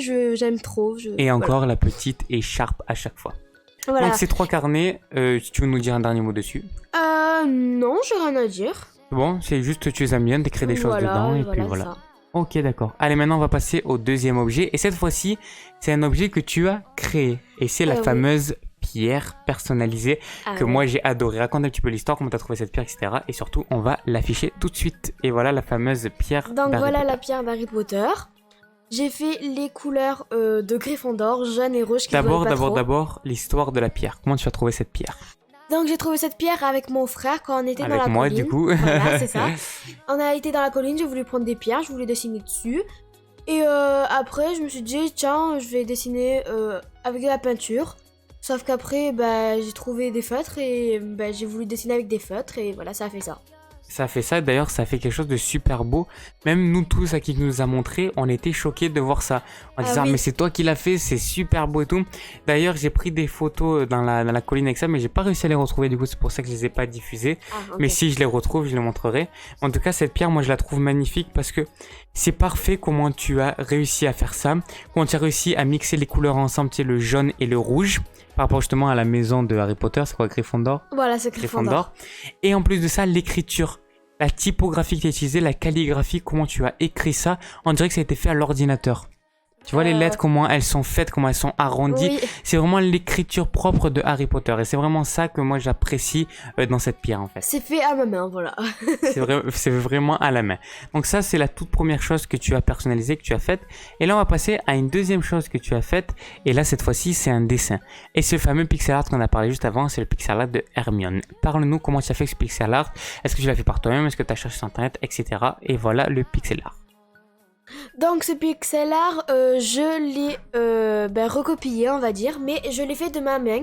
Ouais, tu as récupéré un J'ai- tuto sur internet, c'est ça? T'as Pas un regardé tuto, mais juste une image. Ah, une image, d'accord, ok. je savais J'ai pas. juste regardé une image et moi j'ai fait Hermione, voilà. Ok, tu as refait. Alors, c'était quoi comme image? C'était l'image d'Hermione ou c'est l'image du pixel art? C'est l'image du C'est pixel art. c'est exactement cette image, voilà. Ah ouais, que tu as reproduit, d'accord. Voilà. Il y avait aussi Harry et Ron, sauf que j'ai pas eu le temps de les faire. T'as pas eu le temps de les faire. Bah, d'ailleurs, tu pourrais les faire après. Oui, Et oui. si jamais tu les fais, bah, tu nous les présenteras du coup samedi prochain. Qu'est-ce que tu veux dire un petit peu sur ce pixel art? Que je l'ai très bien fait, mais il y a un petit décalage sur la Ah, il y a un petit cravate. problème. Ah, sur la cravate, Voilà. ah ouais, d'accord. Ah ouais, on peut le voir un petit peu, Ouais. ouais, je crois que c'est là. Ouais. Oui. Ouais, un petit peu. Je crois que c'est un pixel art en 3. C'est la symétrie qui est pas bonne. Voilà, ouais, c'est ça. Ok, d'accord. Et juste, puisque là, on est sur Hermione, est-ce que tu peux nous en dire plus sur Hermione, justement, dans Harry Potter? Qu'est-ce que t'apprécies chez Hermione? Donc Hermione, c'est une sorcière très brillante Ouais, qui est très intelligente, ok. qui Qu'est-ce que tu apprécies, toi, chez elle? qu'elle est très très courageuse Ouais. dans tous les épisodes, qu'elle est très très courageuse. Enfin, j'ai rien à dire, voilà. Et j'ai appris quelque chose, moi, par rapport à toi, que tu m'as dit, c'est que Hermione, elle était en couple avec quelqu'un. Elle est pas en couple avec un des personnages principaux préférés? Ah oui, elle est dans je sais plus combien. C'est le 4, non, tu Non, m'avais dit, je dans crois. le 7. Le 7, c'est... Voilà, d'accord, c'est je crois que le c'était dernier 4. 7, partie 2. Elle était en couple, oui, elle était en couple Avec Ron, c'est voilà, ça, voilà. avec Ron. Et donc, en fait, moi, ces personnages principaux, je pensais qu'ils étaient meilleurs amis, mais en fait, meilleurs amis, finalement, ils se sont mis en couple. Voilà, c'est ça. C'est assez rigolo. Depuis le début, ils s'aimaient en fait. Ah ouais, ils se tournaient un petit peu autour, Voilà. et du coup, après, ils ont fini. Et Harry Potter, il est en couple ou pas dans... Oui, dans le 6 jusqu'au 7 partie 2. Avec qui tu connais le nom? Ginny Weasley. Ginny Weasley. Ah ouais, ça Dans me la dit un truc. famille de Ron Weasley. Ah, voilà, c'est pour ça que je dis Weasley, ça me dit quelque chose. Ah, c'est de la même famille que Ron. Voilà, c'est ok, ça. d'accord. C'est ça, c'est Donc ça. il s'est mis avec sa sœur. Oh là là, il devait pas être content, le petit Ah, Ron. pourtant, il a bien Il a bien aimé. Voilà, il a bien accepté il a le rôle de accepté, voilà. beau-frère. Voilà, c'est ça. D'accord, ok. Allez, maintenant on passe à la troisième et dernière création que tu as faite, et puis après on aura le dernier objet. Alors là, cette création, c'est quelque chose que tu as fait un petit peu en rapport avec l'actualité. Donc d'abord, on va montrer ce que c'est. C'est le masque de Harry Potter. Alors, magnifique masque. Donc, comment tu l'as fait? Comment tu as appris justement à broder, plutôt à coudre? Comment tu as cousu ça, etc. Bon, explique-nous un petit peu l'histoire de ça. Donc, j'ai commencé à coudre ça il y a pas très longtemps. Ouais, je crois qu'il y a moins d'un mois même. Hein. Oui, il y a moins Pas d'un très mois. longtemps, ouais. J'ai fait ce masque pendant la période. Ouais. Non, tu as fait ça pendant la période de déconfinement Oui. et pas de confinement. Oui, voilà, c'est ça. Du coup, j'ai fait ce masque et j'ai un peu brodé, je sais pas si vous voyez. Comment tu as en appris noir. justement à broder? Est-ce que tu l'as fait d'un coup Alors- ou tu avais déjà appris Alors, auparavant? broder, j'ai fait toute seule de moi-même. Ouais, mais t'as jamais appris à coudre ou... À coudre, par contre, j'ai une petite histoire. Ouais. Il y avait ma voisine qui m'a appris à coudre quand j'étais plus petite, quand j'avais vers 5 ans. D'accord. Et tu avais cousu quoi avec elle? T'en J'avais rappelles ou pas? cousu les rideaux, voilà. Les rideaux. Ah ouais, donc là t'as eu des bonnes bases pour la couture. Voilà, quoi. c'est ça. Et après, j'ai arrêté pendant très longtemps et j'ai repris, mais j'ai toujours pas fini, n'empêche. De quoi, le masque? Non, notre truc. Ah d'accord, ok. Et du coup, ce masque, pourquoi tu as mis le petit HP en haut? Et comment tu l'as fait? Comment t'as fait pour broder ça? T'as pris quoi? Alors, T'as pris un fil? T'as pris... J'ai pris un fil et j'ai cousu comment je le voulais, moi. D'accord, ok. Et pour ce qui est du coup du support, qu'est-ce que c'est que tu as utilisé pour faire le masque? C'est quoi? Donc, C'est un drap? C'est quoi? c'est un sac de Zara. Ah d'accord, c'est un sac, ok. Juste un sac. Ok, et les lanières du coup, ce sont les lanières du sac? Non, ce sont les lanières du masque en général bleu. Ah d'accord, ok. Donc les Je les masques ai, chirurgicaux, voilà. tu les as découpés? d'accord. Non, je les ai arrachés. Ah, je les ai Je arrachés? les ai arrachés et le bout, il s'est pas enlevé. Et comment tu les as fixés au masque? J'ai cousu aussi. Ah, tu les as cousus Voilà, par-dessus. je les ai Ah cousus. ouais, donc au moins c'est bien robuste. Après, le seul petit défaut qu'on peut dire sur ce masque, c'est qu'il est un petit peu trop court. Oui, et il y a un petit côté trop court aussi. Ah ouais, Ouais. sur le côté. Voilà. Ah, tu veux dire les lanières qu'on met sur les oreilles sont trop courtes? Non. Non, sur le côté, en fait. Sur le côté. ça Ah, va, c'est ça pas fait- droit, c'est pas Voilà, droit. c'est ça. Ok, d'accord. Bon, voilà, donc Et ça j'ai marqué c'est... HP Vas-y, pour, dis-moi. du coup, Harry Potter. Harry Potter, ouais. Et t'as fait vraiment le logo exactement comme c'est le logo officiel d'Harry Potter en fait, le HP comme oui, ça. voilà, c'est ça. Ok. Et maintenant on passe au dernier objet que tu vas nous présenter. Je te laisse nous le présenter. Alors attention, je me suis trompé. C'est la figurine pop de Harry Potter. Tu nous racontes l'histoire qu'il y a avec. Donc, cette figurine pop Harry Potter, Tu l'as Je eu l'ai où, eu comment au-dessus de mon gâteau de bonbons de mon anniversaire. Voilà, alors il faut expliquer quelque chose, c'est que nous on est un petit peu en tradition dans nos anniversaires de toujours avoir des gâteaux de bonbons, en fait tout simplement un support et à l'intérieur sur ce support on va mettre plein de bonbons et ça va faire un gâteau de bonbons, ce qu'on appelle ça comme ça. Et du coup par-dessus ce gâteau de bonbons il y avait Harry Potter en figurine pop. C'est de là que tu l'as eu, c'est ça? Voilà ça. C'est pas trop une figurine pop, mais ça Ouais, ressemble. c'est une semi-pop on va dire, c'est un peu une Voilà, fausse, c'est ça. ouais, d'accord, ok. Qu'est-ce que tu as apprécié sur cette figurine? Qu'elle était très belle et j'avais toujours voulu une. Tout ce que j'ai eu de cet anniversaire, je l'ai en ce moment. Ah ouais, j'ai pas compris ce que tu veux dire. Tout ce que j'ai en ce moment, Ouais, je l'ai voulu, mais je l'ai eu à mon anniversaire. d'accord, ok. Voilà, je me suis trompée un C'est peu. tout ce que tu voulais, d'accord. Et du coup, cette figurine, je sais pas si tu peux nous dire quelque chose de plus dessus. Je sais pas. Est-ce que par exemple, tu sais les vraies figurines, parce que ça se voit que c'est pas une figurine pop, elle a pas la tête assez grosse. Est-ce que tu sais les vraies figurines pop, justement, celle de Harry Potter, est-ce que tu l'as déjà vue? Est-ce que tu en voudrais? Est-ce que tu en as? Voilà quoi. Non, j'en ai pas. Et oui, j'en voudrais une. Et tu voudrais pas les 3 figurines d'Harry Oui. Potter? Harry, Ron et Hermione. Voilà, bon, c'est une fausse, mais en tout cas, elle est plutôt pas mal, elle est plutôt mignonne, je trouve, moi, en tout cas. Voilà, c'est ça. Moi Donc aussi. voilà, ça c'était 5 objets préférés que tu voulais nous montrer, mais c'est pas tout, il y en a énormément, t'as une grande collection. Oh oui. Et du coup, dans les prochaines émissions, tu nous présenteras ça. Donc vous n'hésitez pas à nous dire justement ce que vous avez pensé de cette rubrique, si vous trouvez ça bien. Alors, bien sûr, je vous explique un truc, le petit déj de la créativité ne sera pas toujours avec Mélina. Des fois, je vous expliquerai juste des trucs par rapport à moi. Des fois, il y a des personnes qui vont intervenir en direct ou avec des rubriques enregistrées. Mais à chaque fois, on parlera de créativité, de quelque chose qu'on a fait, que l'on a créé. Et là, par exemple, Mélina nous a juste expliqué ça en rapport avec Harry Potter. Et puisque là, on a commencé un petit peu avec sa collection, on va continuer. Et je pense que demain, tu vas nous présenter d'autres objets. Mais cette fois-ci, c'est pas des objets que tu auras fait, mais c'est des objets que tu détiens, des objets que tu as, c'est ça? Voilà, c'est ça. Tu nous fais ça demain? Tu te relèves tôt pour nous? Oui, je vais essayer. On va voir ça. Allez, ça. Parfait. Merci beaucoup, Mélina, justement, pour cette nouvelle rubrique, le petit déj de la créativité. Et voilà, et nous, on va continuer tout de suite, donc, avec donc, le dernier sujet. Alors, attendez, je me replace. Désolé. Hop. Hop là, je me replace. Et du temps que je me replace, d'ailleurs, je vais vous passer le petit jingle. Donc, on va passer sur le plan principal. Oh là là, attendez. Du jour. Tous les matins à 6h. Dans le monde. Hop là, il y a tout qui s'est mélangé. Excusez-moi, il y a tout qui s'est lancé en même temps. Mais c'est bon. Hop là, c'est parti. On commence tout de suite avec Je laisse parler mon cœur. De 5h à 6h, tous les matins, du lundi au dimanche, le Morning Bonheur avec Steven. Réveillez-vous de bonne heure, mais surtout de bonne heure. Et de bonne humeur également, donc c'est parti, on finit avec ça. Voilà avec cette petite rubrique qu'on a fait juste avant, moi j'ai trouvé très sympa le petit déj de la créativité. N'hésitez pas à nous dire ce que vous en avez pensé, vous également. Est-ce que vous pensez de l'intervention de ma petite sœur Mélina? Et si vous aimez bien ça, ben elle interviendra plus souvent. Et allez, pour cette dernière demi-heure de l'émission, il est actuellement 6h34 et on finit la petite demi-heure du coup avec cette dernière rubrique, Je laisse parler mon cœur. Alors attendez, mais j'ai oublié quelque chose, j'ai sauté complètement quelque chose tout à l'heure, c'était se réveiller moins bête, je ne l'ai pas fait. Donc du coup on va le faire un petit peu en retard, mais voilà, j'avais complètement oublié de faire se réveiller moins bête. En plus je vous avais dit que c'était en rapport avec une expression et tout ça, donc c'est pour ça que tout de suite, mais de toute façon il est assez rapide donc on peut se le faire sans perdre trop de temps. Donc c'est parti tout de suite, le se réveiller moins bête. Des anecdotes et des fun facts, se réveiller moins bête, de 5h à 6h dans le Morning du Bonheur. Et aujourd'hui, on va parler justement d'une expression marseillaise qu'on utilise beaucoup dans le sud. On dit partir en biberine.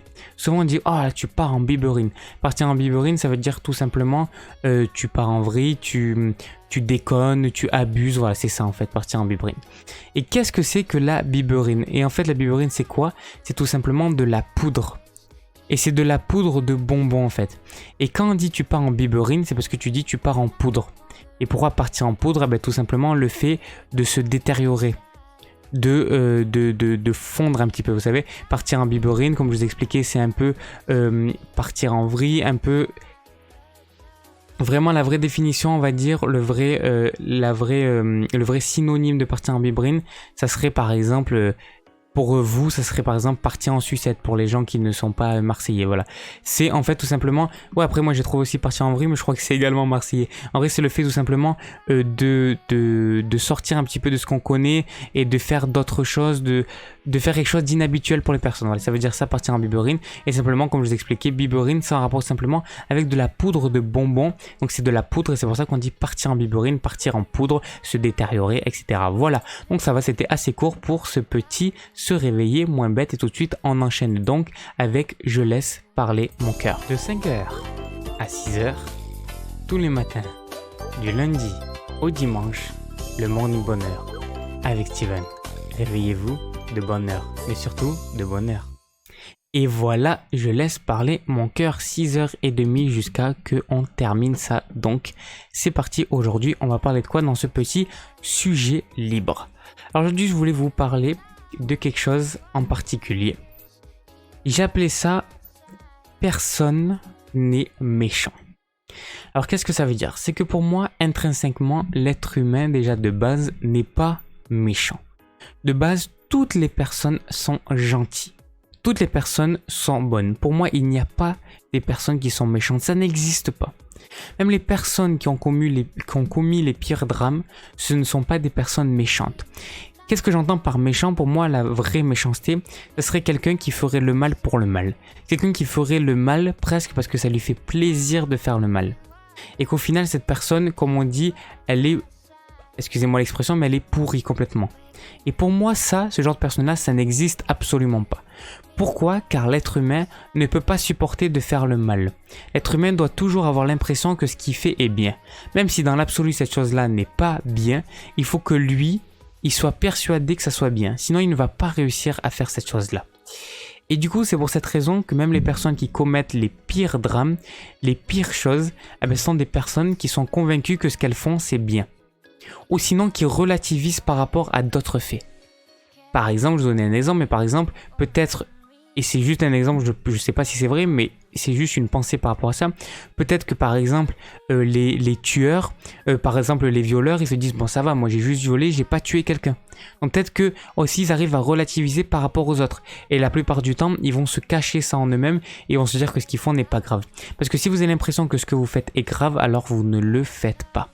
Et il y a un truc aussi qui est faux, c'est qu'on pense trop souvent que l'on ne s'aime pas. Et c'est totalement faux. On s'aime tous. Si on ne s'aimerait pas, alors on ne critiquerait pas. Parce que la critique, c'est quoi? La critique, c'est le fait de parler d'une personne que vous trouvez inférieure à vous. Et du coup, vous allez directement vous positionner au-dessus d'elle. Et quand vous allez faire ça, c'est qu'au final, vous vous positionnez en dessous d'elle. Parce que si vous critiquez quelqu'un qui est en dessous de vous, c'est parce que c'est vous qui êtes en dessous d'elle. Parce que sinon, vous ne critiquez pas cette personne, vous ne parlez pas d'elle. Donc quand vous parlez d'une personne, c'est qu'au final, la seule personne de qui vous parlez, c'est de vous. Il ne faut pas oublier que la critique, c'est notre miroir. À chaque fois que vous allez critiquer, vous allez dire quelque chose sur une personne, au final, vous parlez de vous. C'est pour ça que la plupart du temps, c'est pour ça que les autres sont notre miroir et que la plupart du temps, tout ce qu'on va détester chez une personne, c'est quelque chose qu'on déteste en nous. C'est quelque chose qui est dans notre inconscient et dont on ne se rend pas compte. Regardez maintenant. Prenez toutes les personnes autour de vous que vous n'aimez pas, toutes les personnes que vous détestez ou que vous trouvez qu'ils ont des caractères que vous n'arrivez pas à supporter. Regardez bien ces caractères-là et vous allez voir que la plupart du temps, c'est des choses que vous avez en vous. Et ça, c'est quelque chose que j'avais remarqué et je trouvais ça complètement fou. Tout ce qu'on déteste chez les gens, tout ce qu'on leur reproche, c'est des choses qu'on a en nous. Donc dès qu'on va rejeter quelque chose de quelqu'un ou une personne qu'on ne va pas apprécier, il faudrait juste se poser la question de pourquoi on n'apprécie pas cette personne.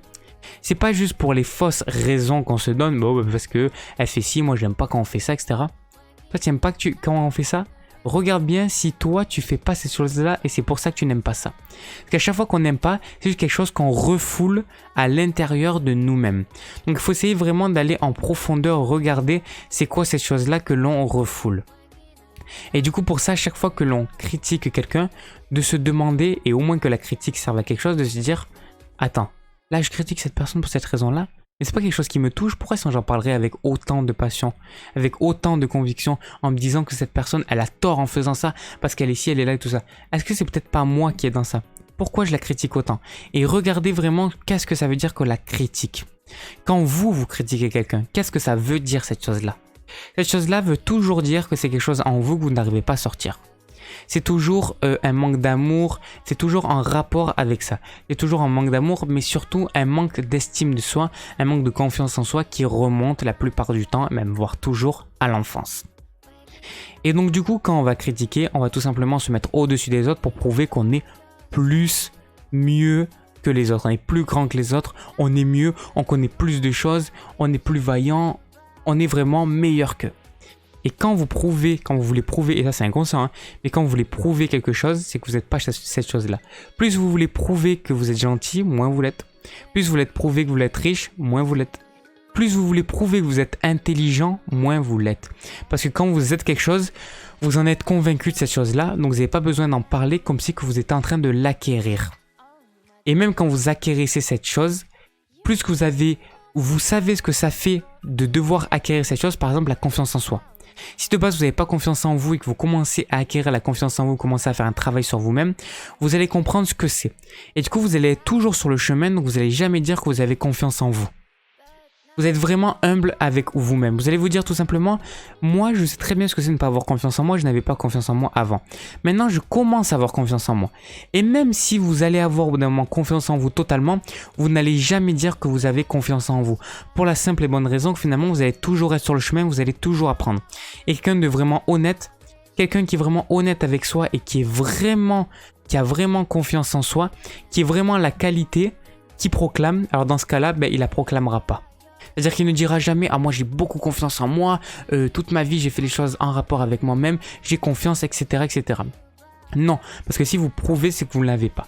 Il y a deux raisons justement de faire l'inverse. C'est que si vous êtes sur le chemin en train de changer, là vous n'allez pas vous vanter parce que justement vous savez ce que c'est d'être sur le chemin parce que vous n'avez pas confiance en vous de base. Aussi tout simplement de base vous n'avez pas confiance en vous, alors dans ce cas là la plupart du temps soit vous dites que vous avez confiance en vous parce que vous n'avez pas du tout confiance en vous, ou sinon vous dites tout simplement et vous assumez que vous n'avez aucune confiance en vous. Voilà, ça c'est un rapport justement avec la confiance en soi, avec toutes ces valeurs qu'on veut prouver que l'on a. Et plus on veut prouver quelque chose, et moins on a cette chose-là. Comme j'ai dit, voilà, les deux raisons c'était soit parce que c'est intrinsèque en vous, vous l'avez de base et du coup vous n'avez pas besoin de le prouver, ou soit parce que vous êtes sur le chemin et vous avez conscience que vous êtes sur le chemin. Donc dans tous les cas, vous en vanterez pas. Après, certaines personnes qui sont sur le chemin, qui ont réussi ça, ils en ont tellement souffert que du coup, une fois qu'ils vont acquérir cette qualité-là, ils vont s'en vanter en disant moi j'ai confiance, etc. Mais la plupart des gens, encore une fois, il y a plusieurs causes et des fois, c'est pas parce que les gens vont faire ça que c'est forcément ça répond avec ça.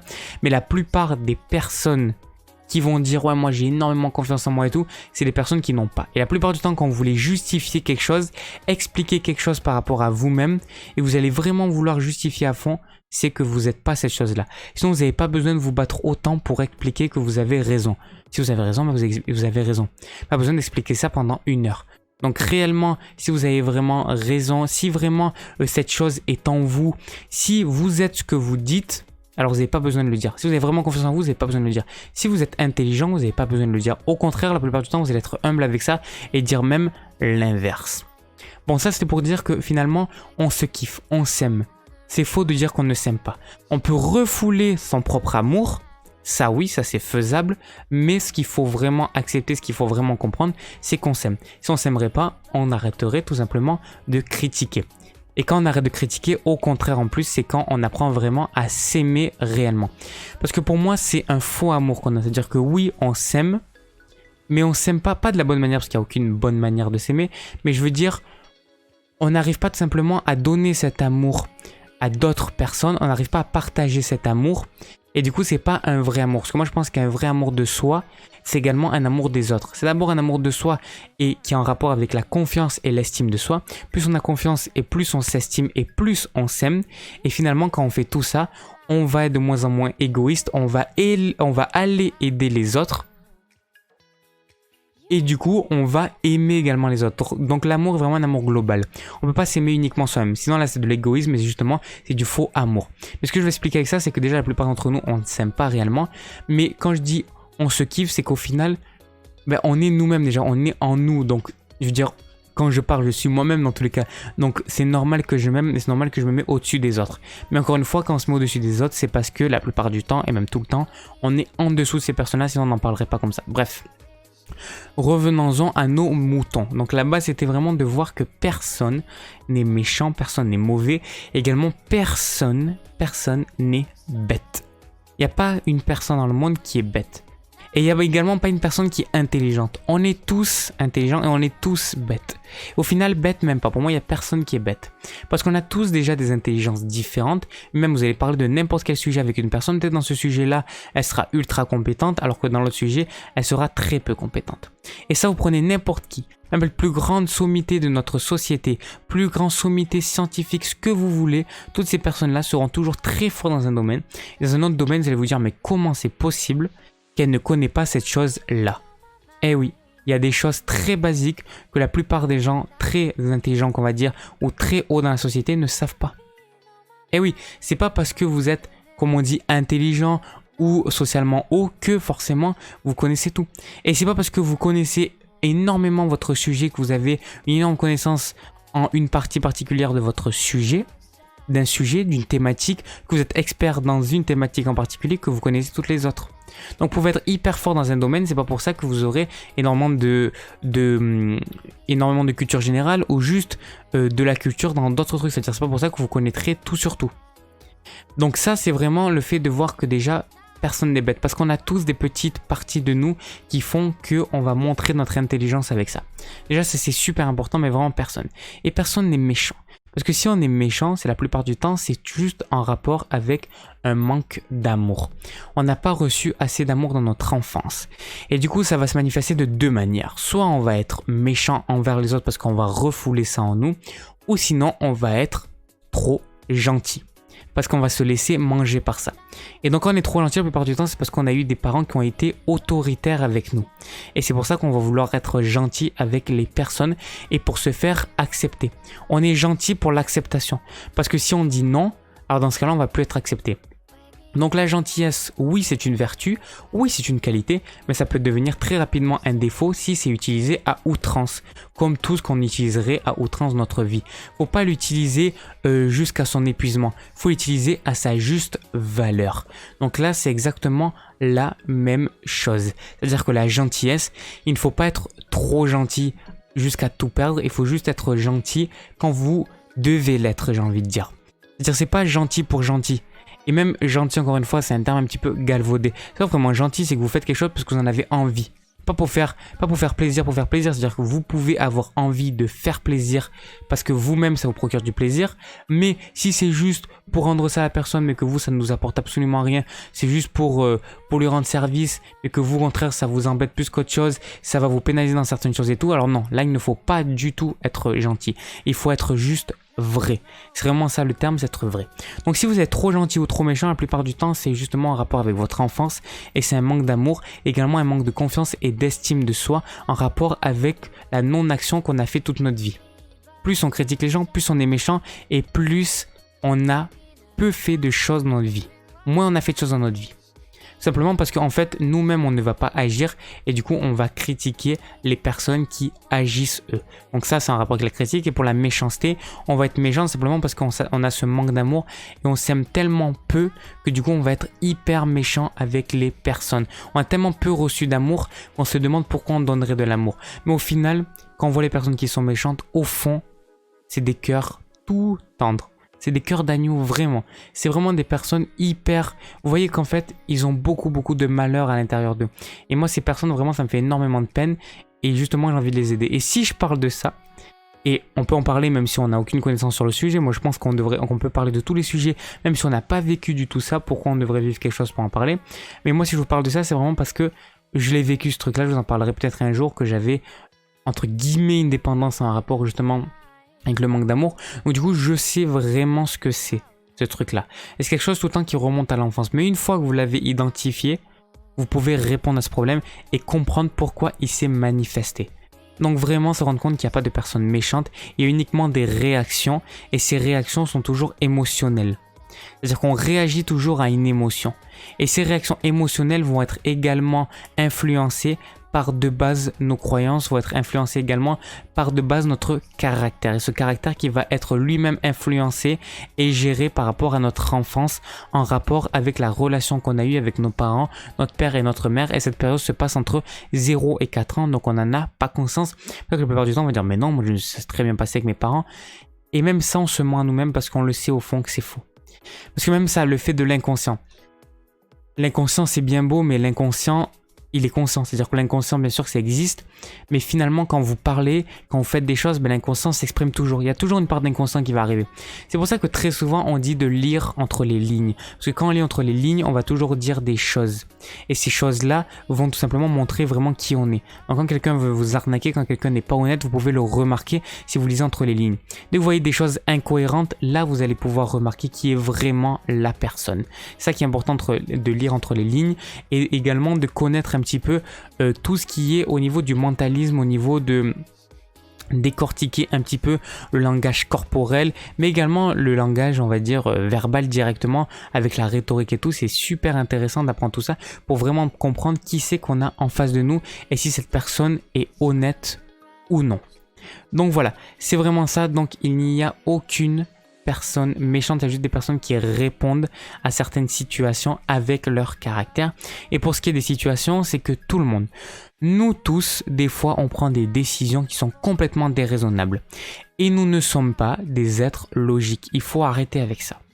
On n'est absolument pas logique. On prend des décisions par rapport à une émotion et par rapport à une situation donnée. Si je vous donne exactement la même situation, vous répondrez sûrement de la même manière. Et même si vous répondrez pas de la même manière, c'est pas parce que vous répondez pas de la même manière que vous pouvez pas comprendre cette personne.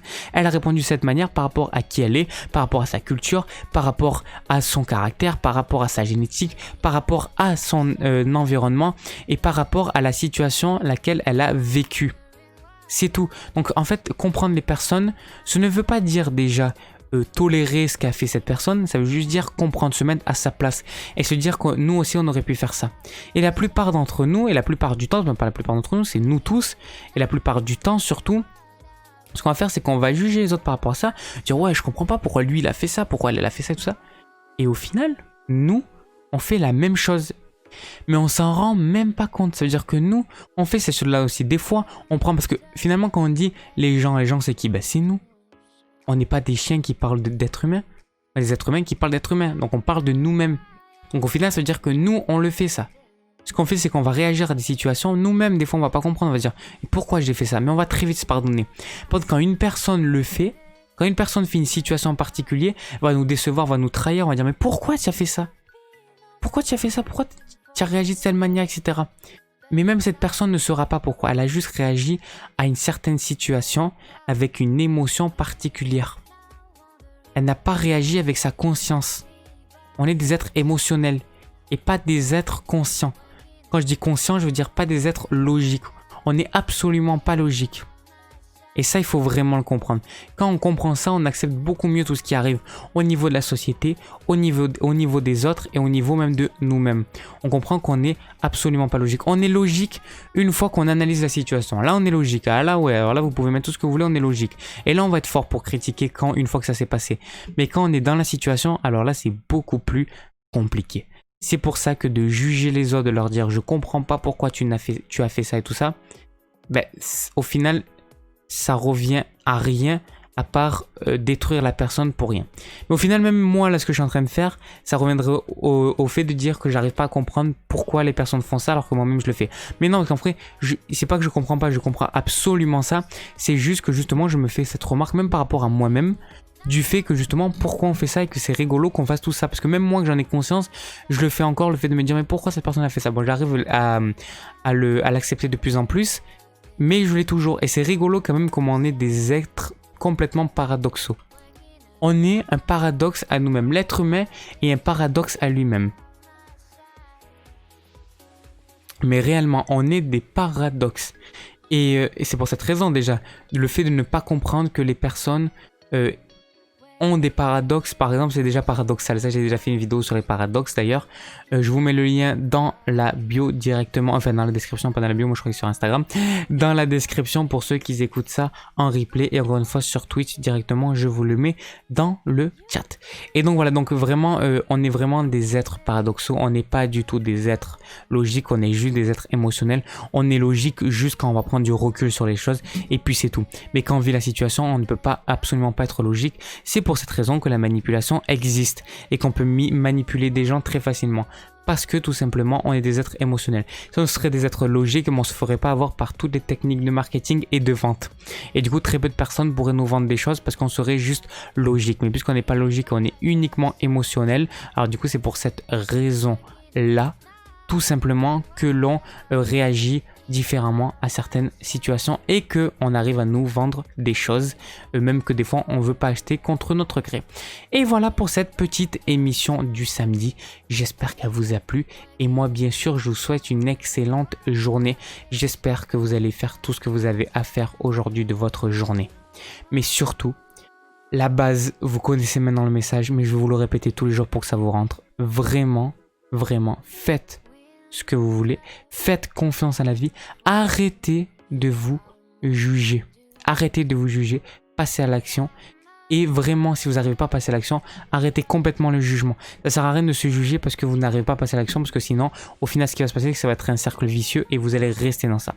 Arrêtez de vous juger, acceptez les choses qui vous arrivent et tout simplement faites confiance en la vie, apprenez à vous connaître, connaissez-vous, faites preuve de sagesse et tout se passera pour le mieux. Allez, il est 7h, il est 6h56, on lève un pied du lit, on met le deuxième pied, on se lève, on se met debout, on va réaliser ses rêves, on fait ce qu'on doit faire. Allez, on est samedi, c'est le week-end. Là, vous avez le temps de tout faire aujourd'hui. Le week-end, il n'y a aucune excuse. Pendant la semaine, allez, peut-être la semaine, d'accord, ok, peut-être que si vous travaillez et tout, ok, et encore on a le soir. Allez, on est fatigué, on peut aller se reposer. Mais par contre, le week-end, il n'y a aucune excuse. On peut se reposer, mais on va pas se reposer toute la journée. Donc l'après-midi, on peut faire des choses. On peut juste déjà faire une chose, travailler sur nous-mêmes, prendre conscience des choses, réfléchir, écouter des podcasts, écouter des émissions comme celle-ci, regarder des vidéos, lire des livres, lire des articles, ou tout simplement, si vous avez la flemme de faire tout ça, reconnectez-vous à vous-même et tout ça va venir naturellement. Parce qu'on a tout ça qui est intrinsèque en nous. Car si les personnes ont réussi à sortir toutes ces choses-là, c'est que finalement on l'a en nous et ça c'est juste de la connaissance de soi.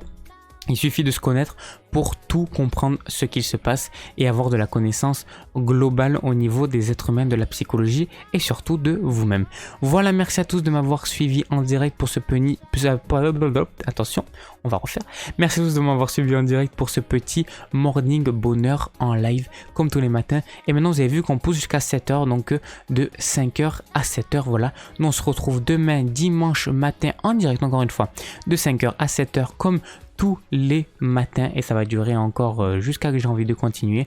Vraiment c'est ma passion, ça me fait vibrer de faire ça, donc c'est pour ça que je continue parce que j'adore tellement ça que je pourrais même me lever à 2h du matin pour le faire. Je le fais déjà en me levant à 4h du matin, donc hier je me suis couché à minuit. C'est même pour vous dire que c'est vraiment une passion et je pourrais faire ça pendant des heures. Puis je lis mes deux passions, la première pour l'animation radio et la deuxième pour tout simplement la connaissance de soi et pour le développement personnel.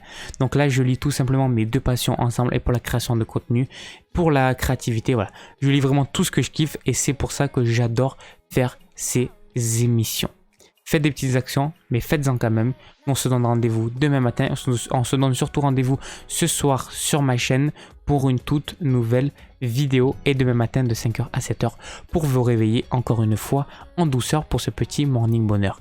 Allez, on se souhaite tous une excellente journée et on se dit à demain. Allez, ciao!